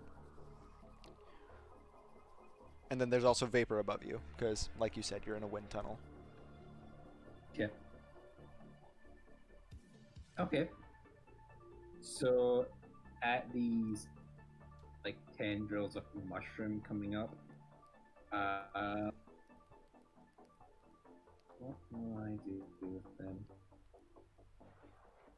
It's going slowly enough that if you like take a couple steps, it's going to be a solid 30 to 45 seconds before they catch up with you. The problem is, like, it looks like they're coming from everywhere beneath the rock. Like, you're basically in a fungal network.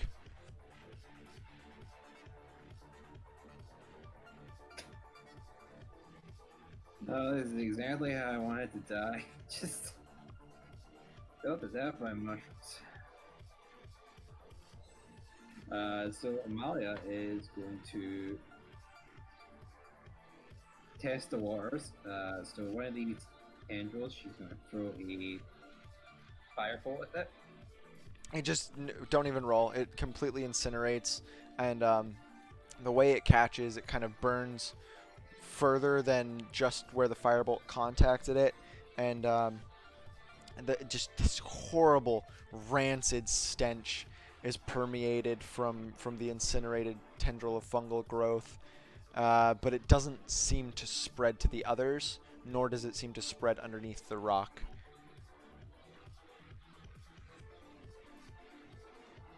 Okay, so she's gonna notice this. She's gonna look over at Center and say, "How you doing over there, buddy?" High, good or bad? You know what? High is good. So you look back over to Centra, and some of the fungal growth is slowly crawling up over the back of his right leg. He does not respond. Is this the good option or the bad option?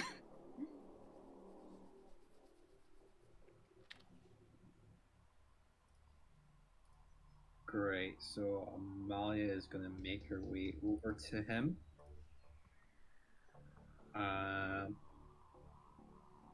Suppose we don't want to be sniping him, so we're gonna go for precision.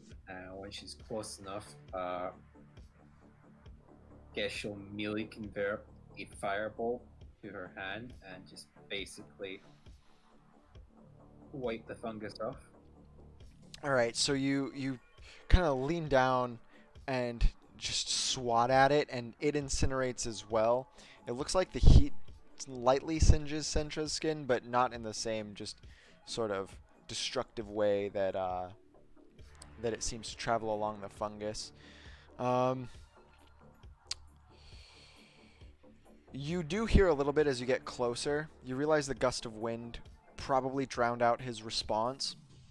He is coughing and hacking, and now that you're closer, you can see just the reverberation of the coughs and the wheezes as they move down his back. It's reopening the wound that Cecil just fucking carved into his shoulder.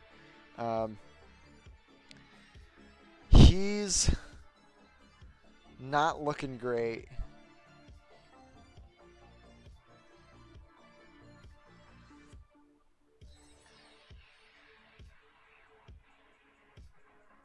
Okay.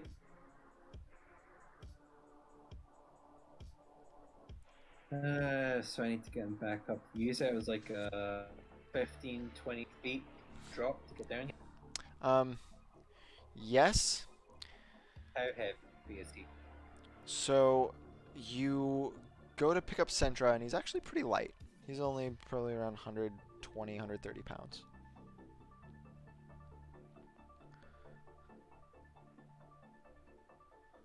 Great. Are you going to do so? Yep.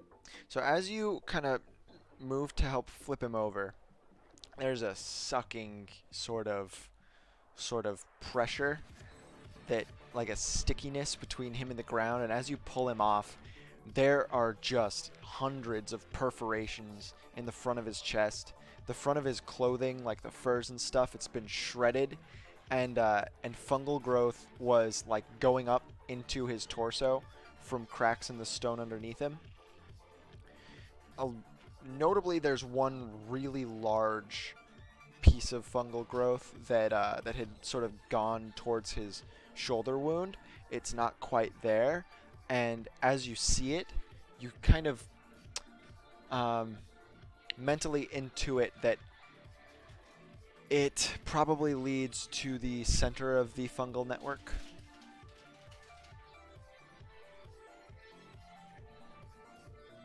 Great. However, as you turn him over, he makes an attack on you. With disadvantage. So you fucking... He just lunges his other chakram at your head, whiffs it completely, loses grip of his weapon, and you hear it loudly break into the rock, like outside your wind tunnel.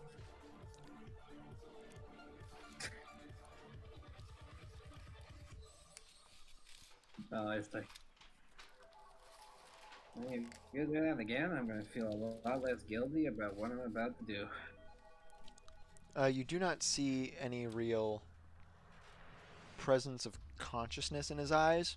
In fact, you realize when he swung for you, he wasn't even looking at you. Yeah, no, she's like invasion of the body snatch is just not a thing, but you know she gets the trophy. No problem. So you said there's like one big tentacle on his face. Yeah.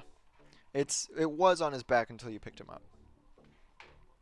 Great. So Amalia is going to. What is she going to do?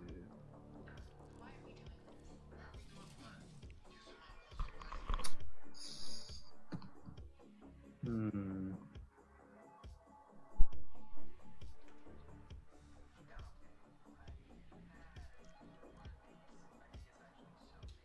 How bad would Wendy does Central think? Does he look like? It looks like he has road rash on like his entire chest and abdomen, right thigh, neck, and the side of his face. He he might be dead. All right. So I'd like to investigate where he's dead first. Go ahead. I'm presuming that's not going to be a medicine because No, it's he's, investigation. Roll investigation. So yeah, it's pretty easy. You sort of move your hand over to part of where the fungal perforations in his chest over his heart would be, and you just kind of like use little mini flames to incinerate them. And you see through the wounds his still beating heart. So yes, he is alive. However, his heart's However, you can exposed. see his heart.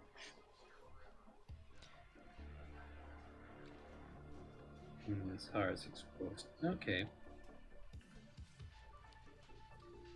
Okay.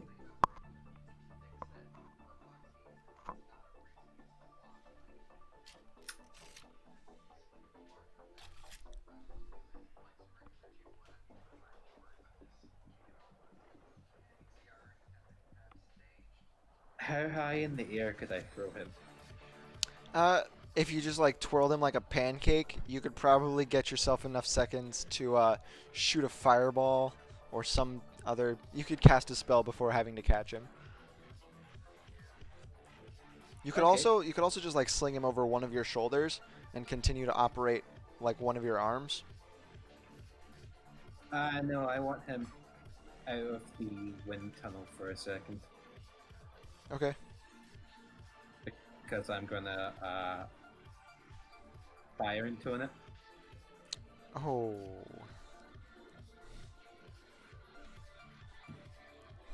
Yeah. So I prefer to not be in. So, go ahead and throw Sentra. Uh,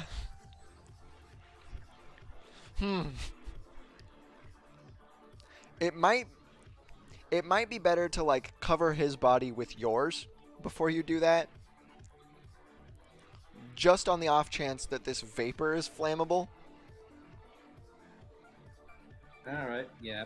I guess I'll get ready to react with absorb elements, and then I'm just gonna ignite the wind tunnel. Is high good or bad? This determines how much what the damage dice is. High is Is high damage or is high low damage? uh,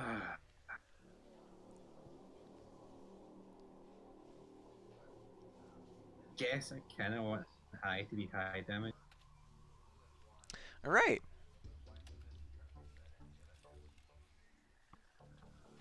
So I will cover Sentra, and if necessary, I will absorb elements. What's your intelligence modifier?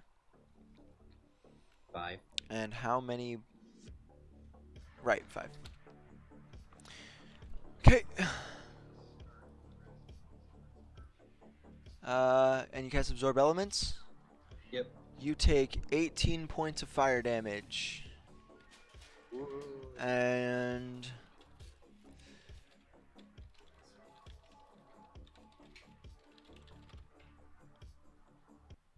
you fucking obliterate this thing.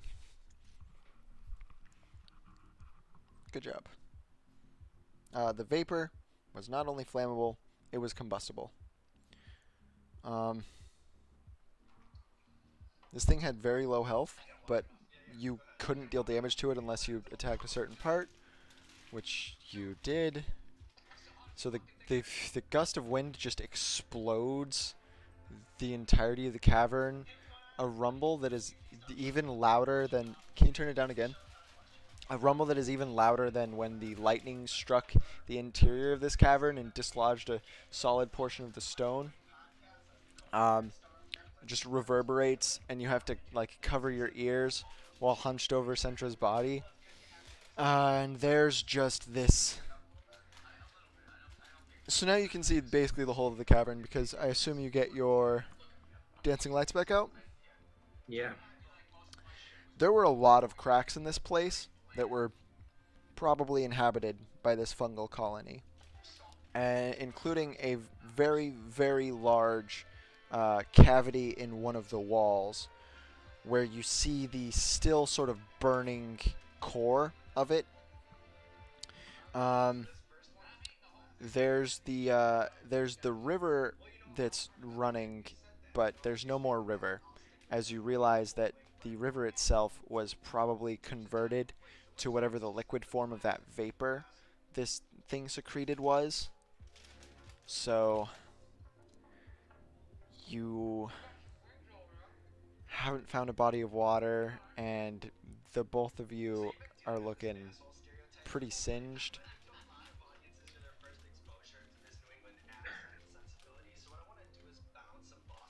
So Molly's just gonna pull herself up from this, dust herself off, and look around, see this. And So there's a little bit of the fungus remaining. Roll investigation. yeah, fuck you, nature.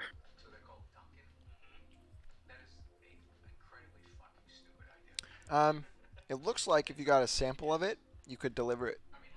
Excuse me. You could deliver it to Virgil, and he might be able to like compare, like you don't know, like your party members are into some weird shit. Maybe taking this back would be beneficial. Maybe it wouldn't. Maybe it'd be a waste of time. But you know, there's some if you would like to pick it up.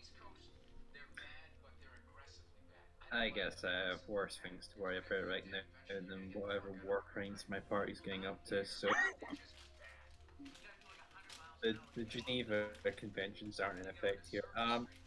So I guess what Amalia will do is she will uncork healing potion, shove that down Santa's throat, and then use the empty bottle to scoop some of this fungus into it. All right, And great.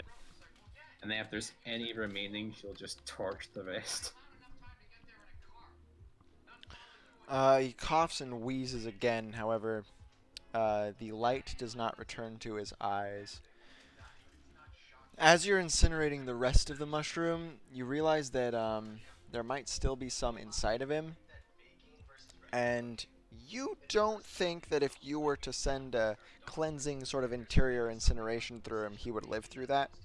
So you might want to go the medicine route. It's as dumb as being told to drink bleach for infections. Yeah, okay. So we will look into medicine. What's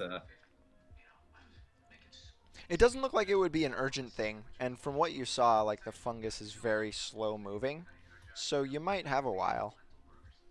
But he's definitely not going to heal back to 100% functioning. yeah. So I'm not going to do anything invasive or any kind of procedure. I'm just going to use medicine to give him a cleanse over, and the reason for that is because I have 0 in medicines. Great. Unlike, did you convert it to intelligence? They convert what to intelligence? Medicine? You can roll an intelligence-based medicine. Great, I'll do that instead. So that's plus 5.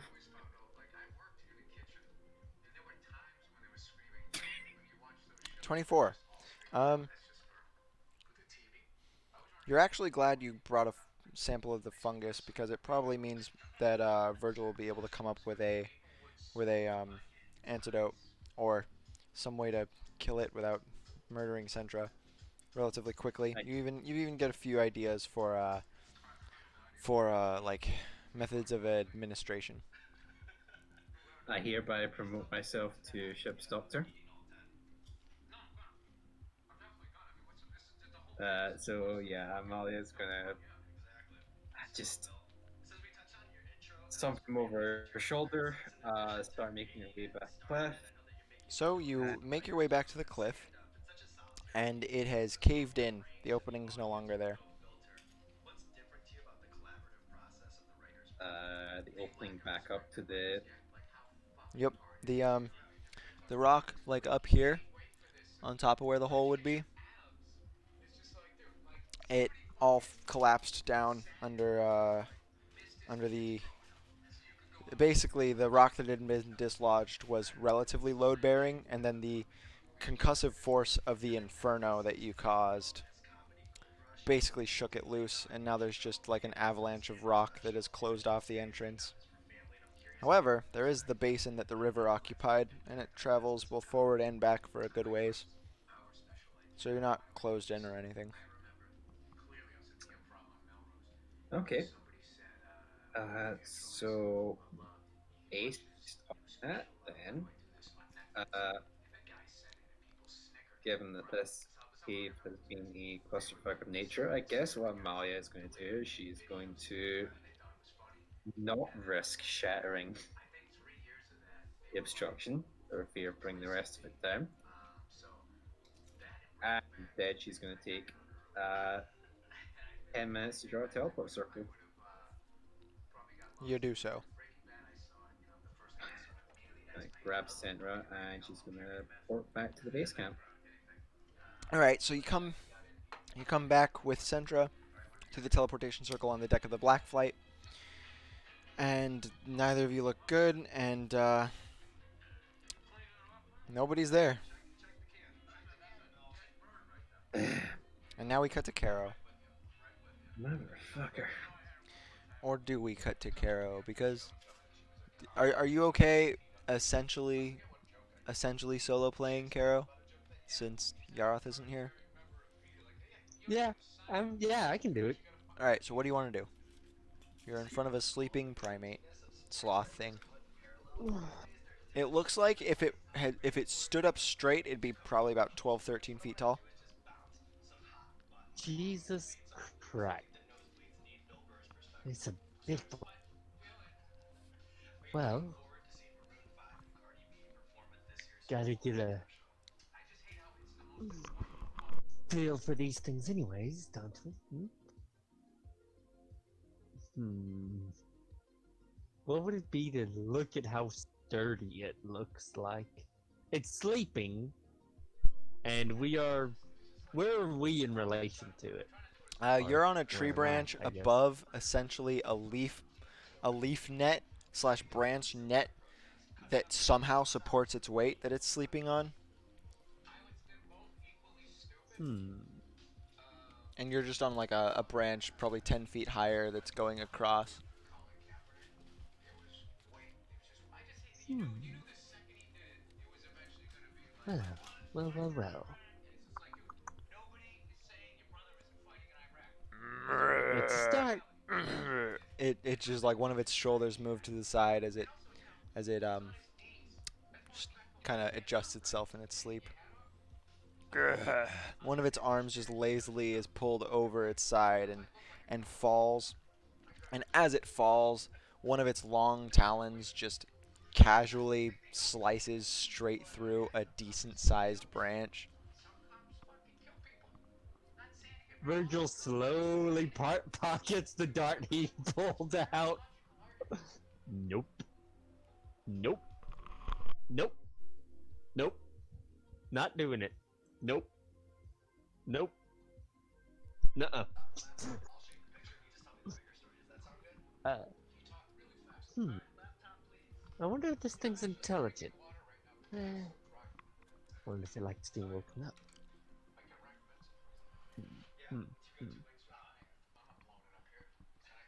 It basically looks like a giant sloth, though, right? Yeah, basically. Except instead of having this stupid fucking lemur head, it has like like a like cross a gorilla's face with a camel's face. So it's a basically, camel version of the fucking what's it called? so basically what you're Slack describing off? is no, slacking. Yeah. Slacking's pretty good. Except it's not really fat. It's it's um it's not quite as fat as slacking. It's not something I would fuck with. Is what it's not. Hmm. Hmm. Hmm. Hmm. Hmm. Do you think we should try something else before we get to that? Albus responds. It sure does. You know, you always got the best insight. You really do. He responds to that too. Hmm. Hmm. Hmm. Hmm. Hmm. Jesus. Oh, man, that thing just fucking cleaved right through it. Okay. Okay. What is it he said? What's the thing? Don't be a bitch. Alright. Alright, Cap. We're doing it your way. Doing it your way. In honor of you, if we fucking meet on the other side, I'm never letting you live it down. Hey! Wake up! So you yell. Go ahead and roll Constitution to see how loud you yell. Yes. Roll for lung strength. I probably should have had my character sheet pulled up this whole time. Constitution. One of its eyelids slowly opens, and its head just slightly budges to look at you.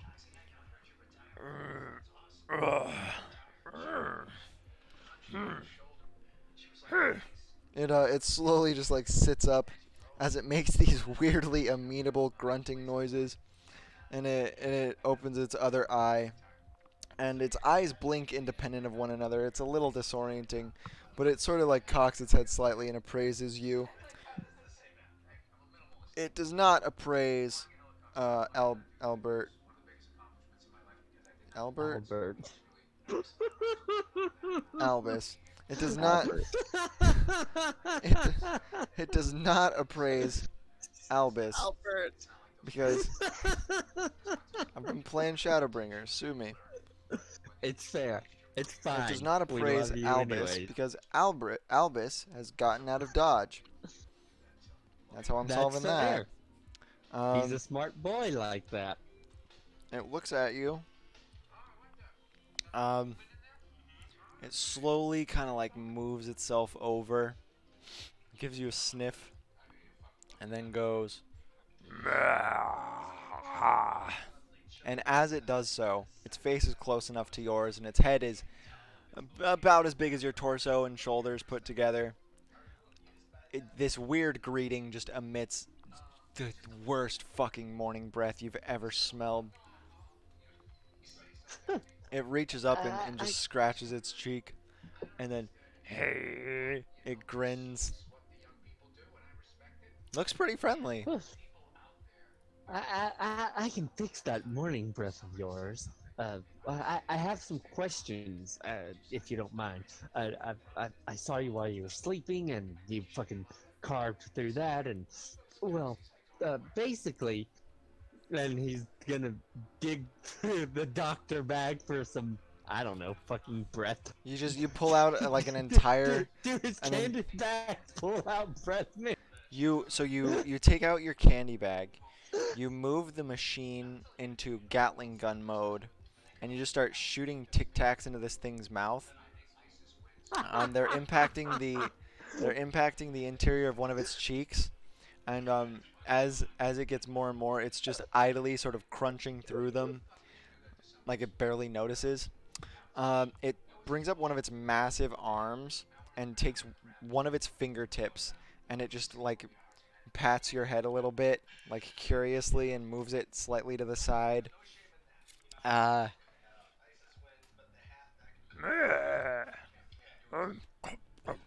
It just like crunches through basically the candied Tic Tacs. Right, right. You're not really supposed to crunch them. You're And actually then supposed all to of a sudden, suck on them. its other arm just comes up and just basically hits you off of the branch and onto its like bicep as it starts to move over to the other side with you. Okay. Okay. And it very uncharacteristically dexterously kind of leaps and bounds down through the branches to ground level, and it's just carrying you with it. And it makes its way to a large cave entrance, and it sort of slides down. It's moving around this place like in that weirdly at home way that animals of the jungle do. It slides down some hills of dirt that are in the cave, and all of a sudden you notice that there's a bunch of these things around, like 30 to 40, as you come to this massive underground lake.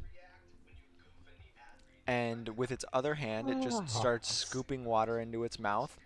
After taking a few mouthfuls, it scoops some up and presents it to you, and is like, Oh, thank you very much. I actually needed it. This was this was awesome. Holy after shit, your I've gotta do response, this more. it just basically hits you with the biggest water balloon ever.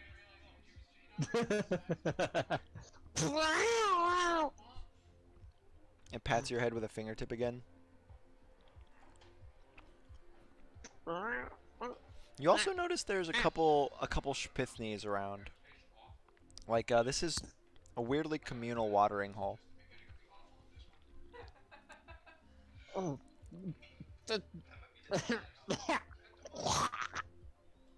Well, thank you for that. Do you want to do anything, or you're just along for the ride?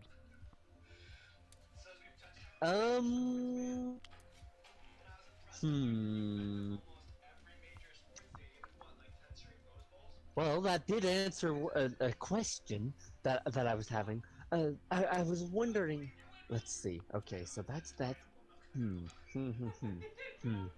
Have you seen a fucking beast of a woman just like with muscles bulging? Because now that I know where this is, I can fucking I can. So as I you're can use talking this. to it, it's just drinking more. What a bigger Spithney comes over to it and is like timidly sort of trying to identify its territory. It's drawing some lines in the beach with its tusks, and this thing is just looking down at it like, yeah, sure, you can have that part. I don't care. Like it looks like it's just super ambivalent about whatever the fuck. It in fact reaches out and pets the Shpithni, which sort of whinnies um, nervously. It's just all the while you're talking at it, and it's not really computing anything. And then it looks at you again, and it gets back up and walks back out up through the cave system, and it's going in a different direction now. And you're not sure where it's going, and nothing around you really looks familiar. Along for the ride. Thought occurs to you. Cecil is not here to track you. Yep. Nope, he's not. Oh boy.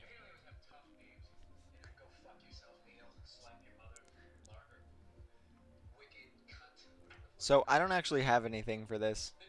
The sloth just fucks around and does sloth things. Sloth just fucks around and does. Like it's not leading you to a plot point. It led you to the plot point, and then you Yeah, started talking it to led it, to and it the- was like, "What the fuck?" All right. Well, you can lead Okay, a well, it led character us to to a the plot point. underground You lake, can't make him which was drink. nice.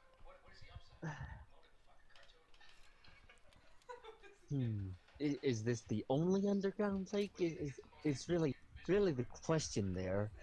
Because if there's more, then who knows which one they might have found. How to? You know what? Only Fuck it. drop It damage. idly walks through the clearing as you teleport in, Amalia.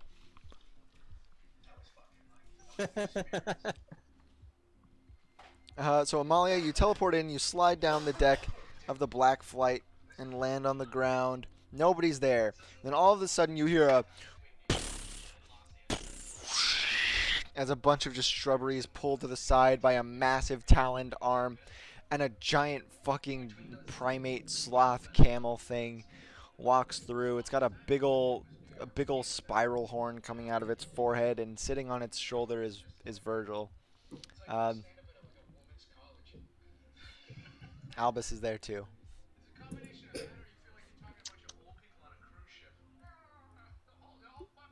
I made a new friend.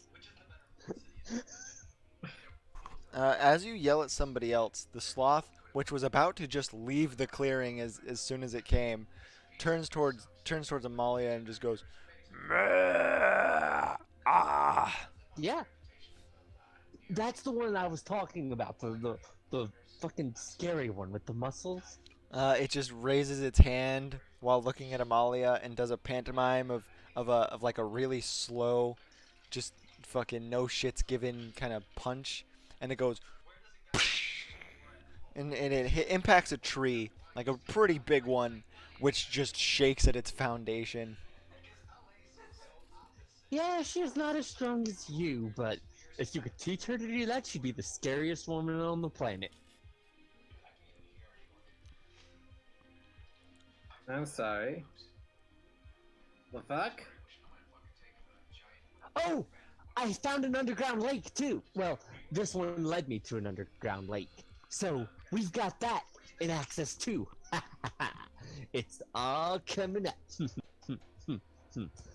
All coming up. Are you talking to the sloth? Yes. Meh. Well, Right. that's sad. Well, I was gonna need you to do surgery, but Surgery? I'm on it. Hey, buddy. Let me down.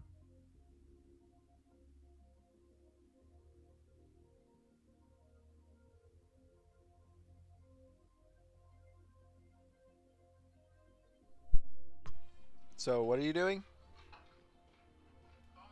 Virgil was like, let me down. It's time to work. Just "Meh!" It rears its head back and you're pretty sure it's just like a weirdly triumphant yawn. It Well doesn't said. understand what you're saying. Like, you gotta get down yourself. Okay, fine, fine. I'll. Virgil climbs down. Wow, that was a nice job. So, Only took Malia. you. Sorry.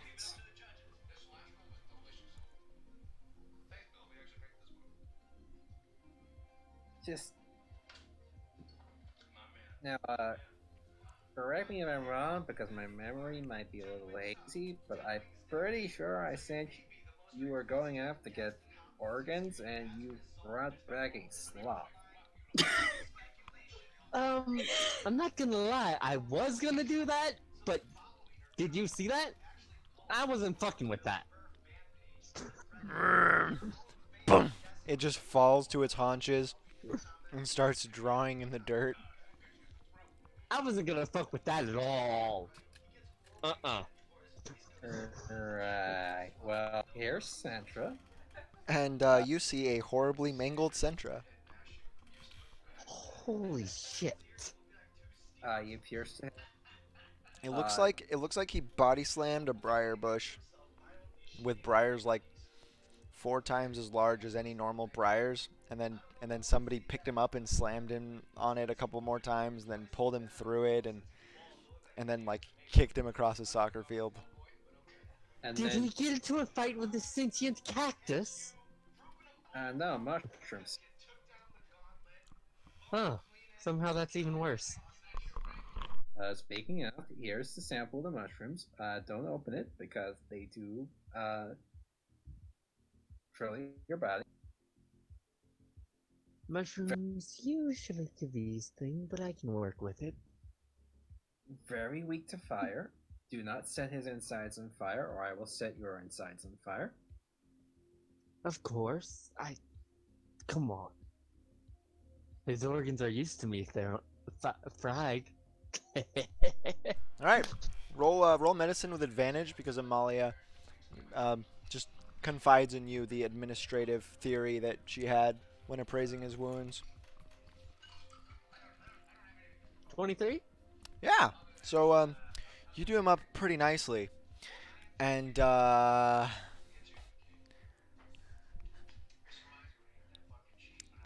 we'll get back to that at the end of the session as we come back to Catherine. Oh, yay. Okay. Alright, so. I'm in a dark corridor, but aren't there twisting passages all like?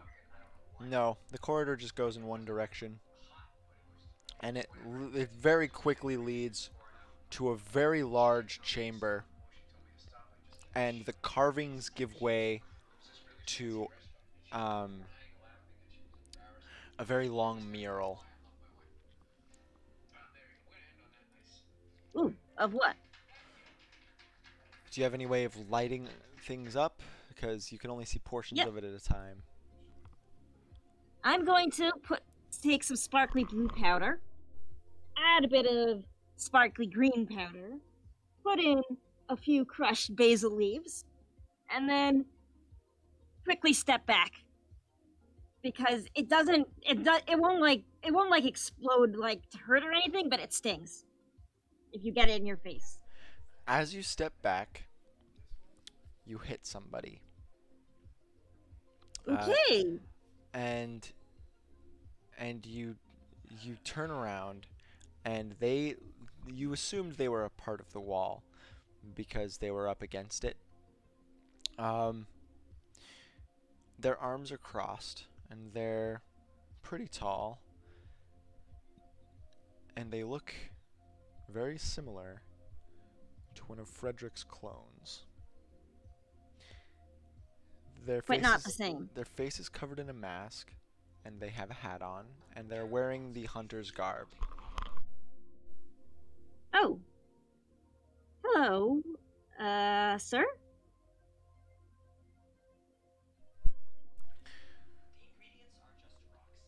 It doesn't respond. Does it seem to be awake? Maybe. You want to get up, like, close to it? A little closer. So you get a little closer, and its eyes are sort of glazed over, but they are open. Okay, that's a bit weird then. Okay. But if I mix the powders again, can I see the whole mural? Uh, I thought you were using like the vine with lit up flower bulbs. Oh, right, but you said that I couldn't see the whole thing. Yeah, So I it's assumed that. because it's too big. Like it's probably Okay. 70 or 80 feet across, and you're not going to be able to get them that bright now. So you're just gonna leave that thing alone. Yes. All right. So you go back over to the mural, and uh you see a depiction of a civilization, and it looks like geographically your this civilization is roll history. All right. History. Because this is a geography check technically. Yeah, it's not that hard. You grew up here. Uh, you've seen books or you've read books with maps of the Nartzarethian region, and it looks geographically identical, with some vague changes. Like there's less canyons, and the mountains are taller, but there's a civilization, and it's placed differently than Narzareth is. Huh. And the structures look fundamentally different. And you recognize a very large, like, centipede like creature coiling in and out of canyons and around mountains and just looking down as if watching over this civilization. And I don't suppose it's the one that was in the staff. it's there were 3 centipedes in the staff, remember. Yeah, It's but like, There's only one here, but it does look exactly identical to one of those. well, so I guess the question is this one of three or is it a fourth? Shrug. In the sky, it is split into a separate day and night cycle where the moon is in one half of the sky and the sun is in the other half. Coiled around the moon is a giant, just fucking huge dragon, and around the sun is a mirrored equal to it. I'm going to take some guesses here. Well, okay, it's not a guess to say I think this is Parthen and Megiddo, but It looks like roll investigation. all right. Investigation. There's actually a few distinctions between this centipede and the ones in the staff. This one has little things growing out of it, almost as if like it's slowly transforming or metamorphizing out of a centipede. Or it's made of multiple centipedes. Hey, it's the centipedal centipede. I sure hope not. No, it looks like it's slowly taking on some draconic traits. Like there's little patches of scales drawn on it, and its head Okay, I want one as a pet anyway. instead of just being like a central opening, it has 2 like really perceptible horns starting to grow.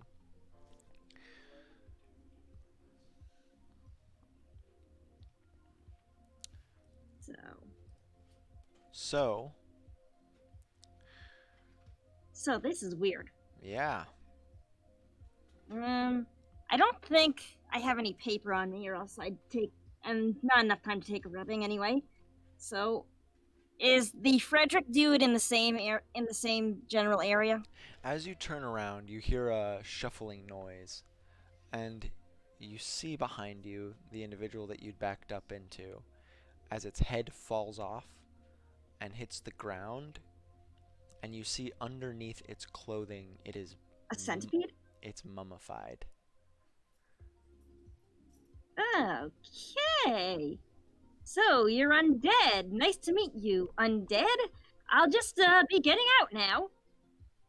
It doesn't Yep. look undead. It just looks Eric, like do you wonder why these party members have mental issues with the shit you're throwing at us? it just looks like a mummified corpse wearing the Eric. withered clothing of the Frederick clones. What's up? I have a question. Hi. Have you played Sekiro? No. Okay, because this is the symbolism here is extremely similar to a spot net. Never mind then. Great minds think alike. I guess I'm better than Miyazaki. I guess you are. Piece of shit, Miyazaki. Made Dark Souls. It's also just literally fucking acts what 1 and 2 of Castlevania. Centipede.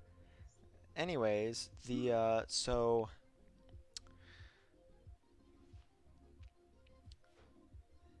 this So, this you know how when you think about things you get their true name? yeah. It's a much weaker sort of echo of that as some words come into your mind. And your gaze is pulled back to the 2 dragons, the one coiled around the moon, the other coiled around the sun, as the words Anastasic monarchs come into your head, Ooh. almost as if called out to you from a great distance. Anastasic monarchs. And I'm getting this from the pictures, right? Not from the mummified guy? The pictures, yes.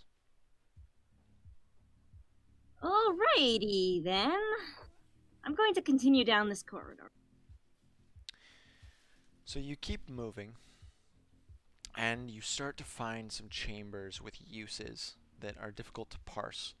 There's big stone daises with different symbols carved into them, with like congregational sort of fixtures of benches circling around it, as if something was meant to happen on it, and there was supposed to be like this 360-degree audience. There's rooms that are just very small with big rectangular stone slabs in the middle of them that just have like remains on them, just bones and some what do you call them? Like the things morticians use, morticians tools, like burial things. Yeah. Except there's some tools that don't look like morticians' tools. There's specifically like large machines that look like they're made of this decrepit black metal that's rusted over heavily, but it has this gleaming silver thread coming through it, and it looks like an archaic sort of sewing machine. Roll insight. Huh. Alright. Insight. You put 2 and 2 together. The Frederick clones are sewn together. Ooh. There are very likely magical properties about that thread. Do you want to take some? Yes. All right, so you scrounge up as much as you can. Roll investigation. Okay. Investigation. So add this to your inventory.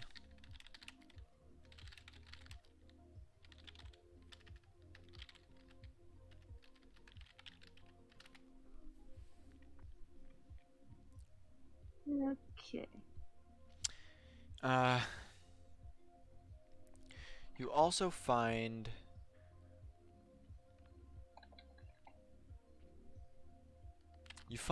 a couple more murals. One is of another centipede taking on draconic traits, but instead of looking over a civilization, this one, with the same split in the sky, were the Anastasic monarchs coiled around the moon and the sun. This one is deep, deep at the bottom of the sea. And it looks like it's coiled in on itself, just sort of waiting.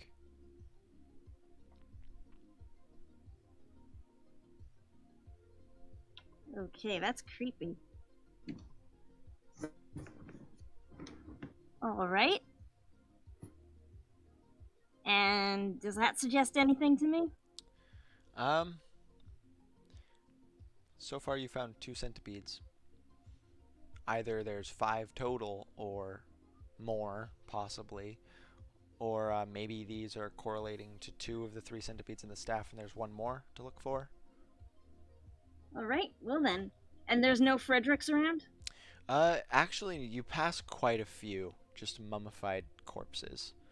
That they don't have any of like the surface flesh to examine, like to kind of like see if it's a one-to-one to the Frederick corpses, but they're definitely wearing much more aged versions of the attire, as well as having like these weird patchwork bone structures where like the the 2 tibia, like one on either arm, they don't quite match, as if they were put there artificially, and they're kind of all over the place. I think there's probably 13 or 14 that you run into while you're here. All right. So, continuing to be weirded out and continuing to go down the tunnel. You finally reach the last room, and this one has a smaller mural with another centipede, and this one looks like it's coiled up. So not coiled up. It's making its way through a network of massive stone pillars in a desert towards a volcano, and like its head is sort of arched over the caldera of the volcano, and it's starting to descend. Huh. Next to that, because this is only one feature of this last room, there is a bed. It's another stone slab, except there's just a decrepit, eaten through sort of blanket that's bunched up against the wall, and it's half petrified and caked in dirt, and there's no real pillow, but there's a table next to it, and it just And what's on the feels table? it feels weirdly homey. There's nothing on the table. There's a bowl with some what maybe used to be food on the inside.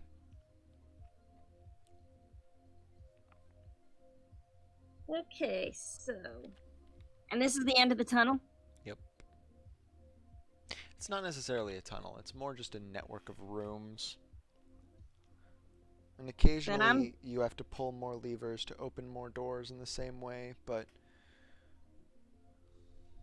Alright, then I'm gonna go back up. And try to figure out where they've taken Roderick. So you come back out into the library and everything is dark. The sun has fully set, the stars are out in force, but you're on the inside of the second tier where there isn't much light. And you hear a commotion. I'm commoding over there. So several people are rushing past, and they almost run over you.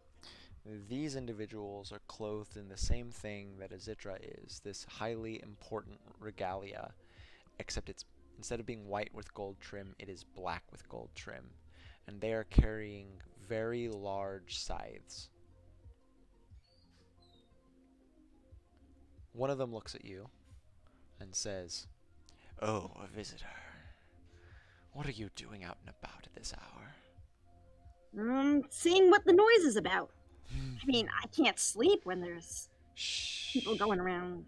Shh, there's an intruder and they've blood on their hands. Oh? It just sort of nods and then rushes off to catch up with its companions. What does the intruder look like? I don't want to... Hide yourself I want to avoid it. quickly or you'll fall in line. Or Right. fall like the others.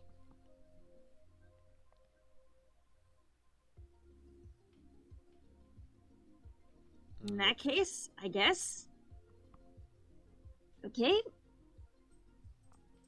All right, I'll be on my way. So where do you go? Hurry off in whatever direction they were running from. It looks like they were going to somewhere. Okay. Well, in that case, I'm gonna go, okay, gonna get out of here, bye, and run off in the direction that they were running to before anyone can say anything. Like, Right. hey, you're going the wrong roll way. survival. Because you're functionally tracking. Survival. All right, Cecil.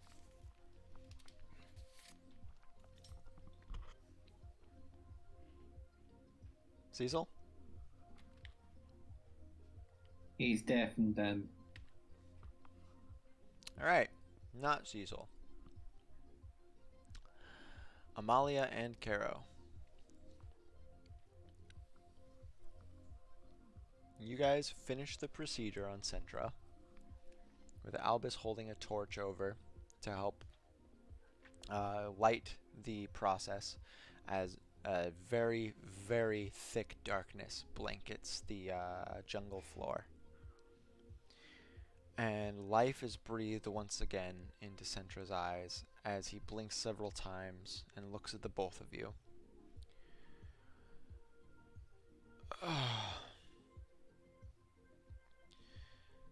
Oh, God. Hey, buddy, how you doing? I should have been more cautious. She tells me mushrooms were involved? Hmm? What? Mushrooms? No, we were kidnapped. What? He sits up and he looks at the black flight. Then he looks around and goes, "Where are the others? Where's Silverblood and Rudolph?"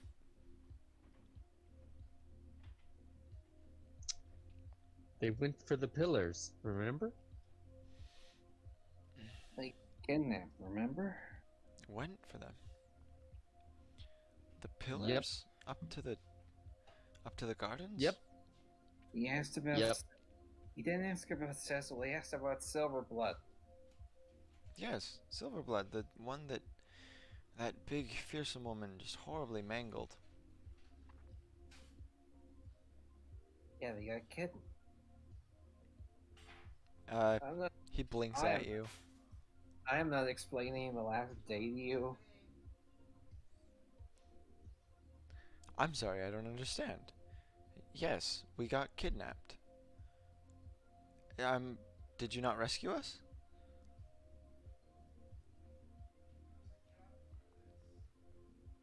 All right. No, No, Amalia.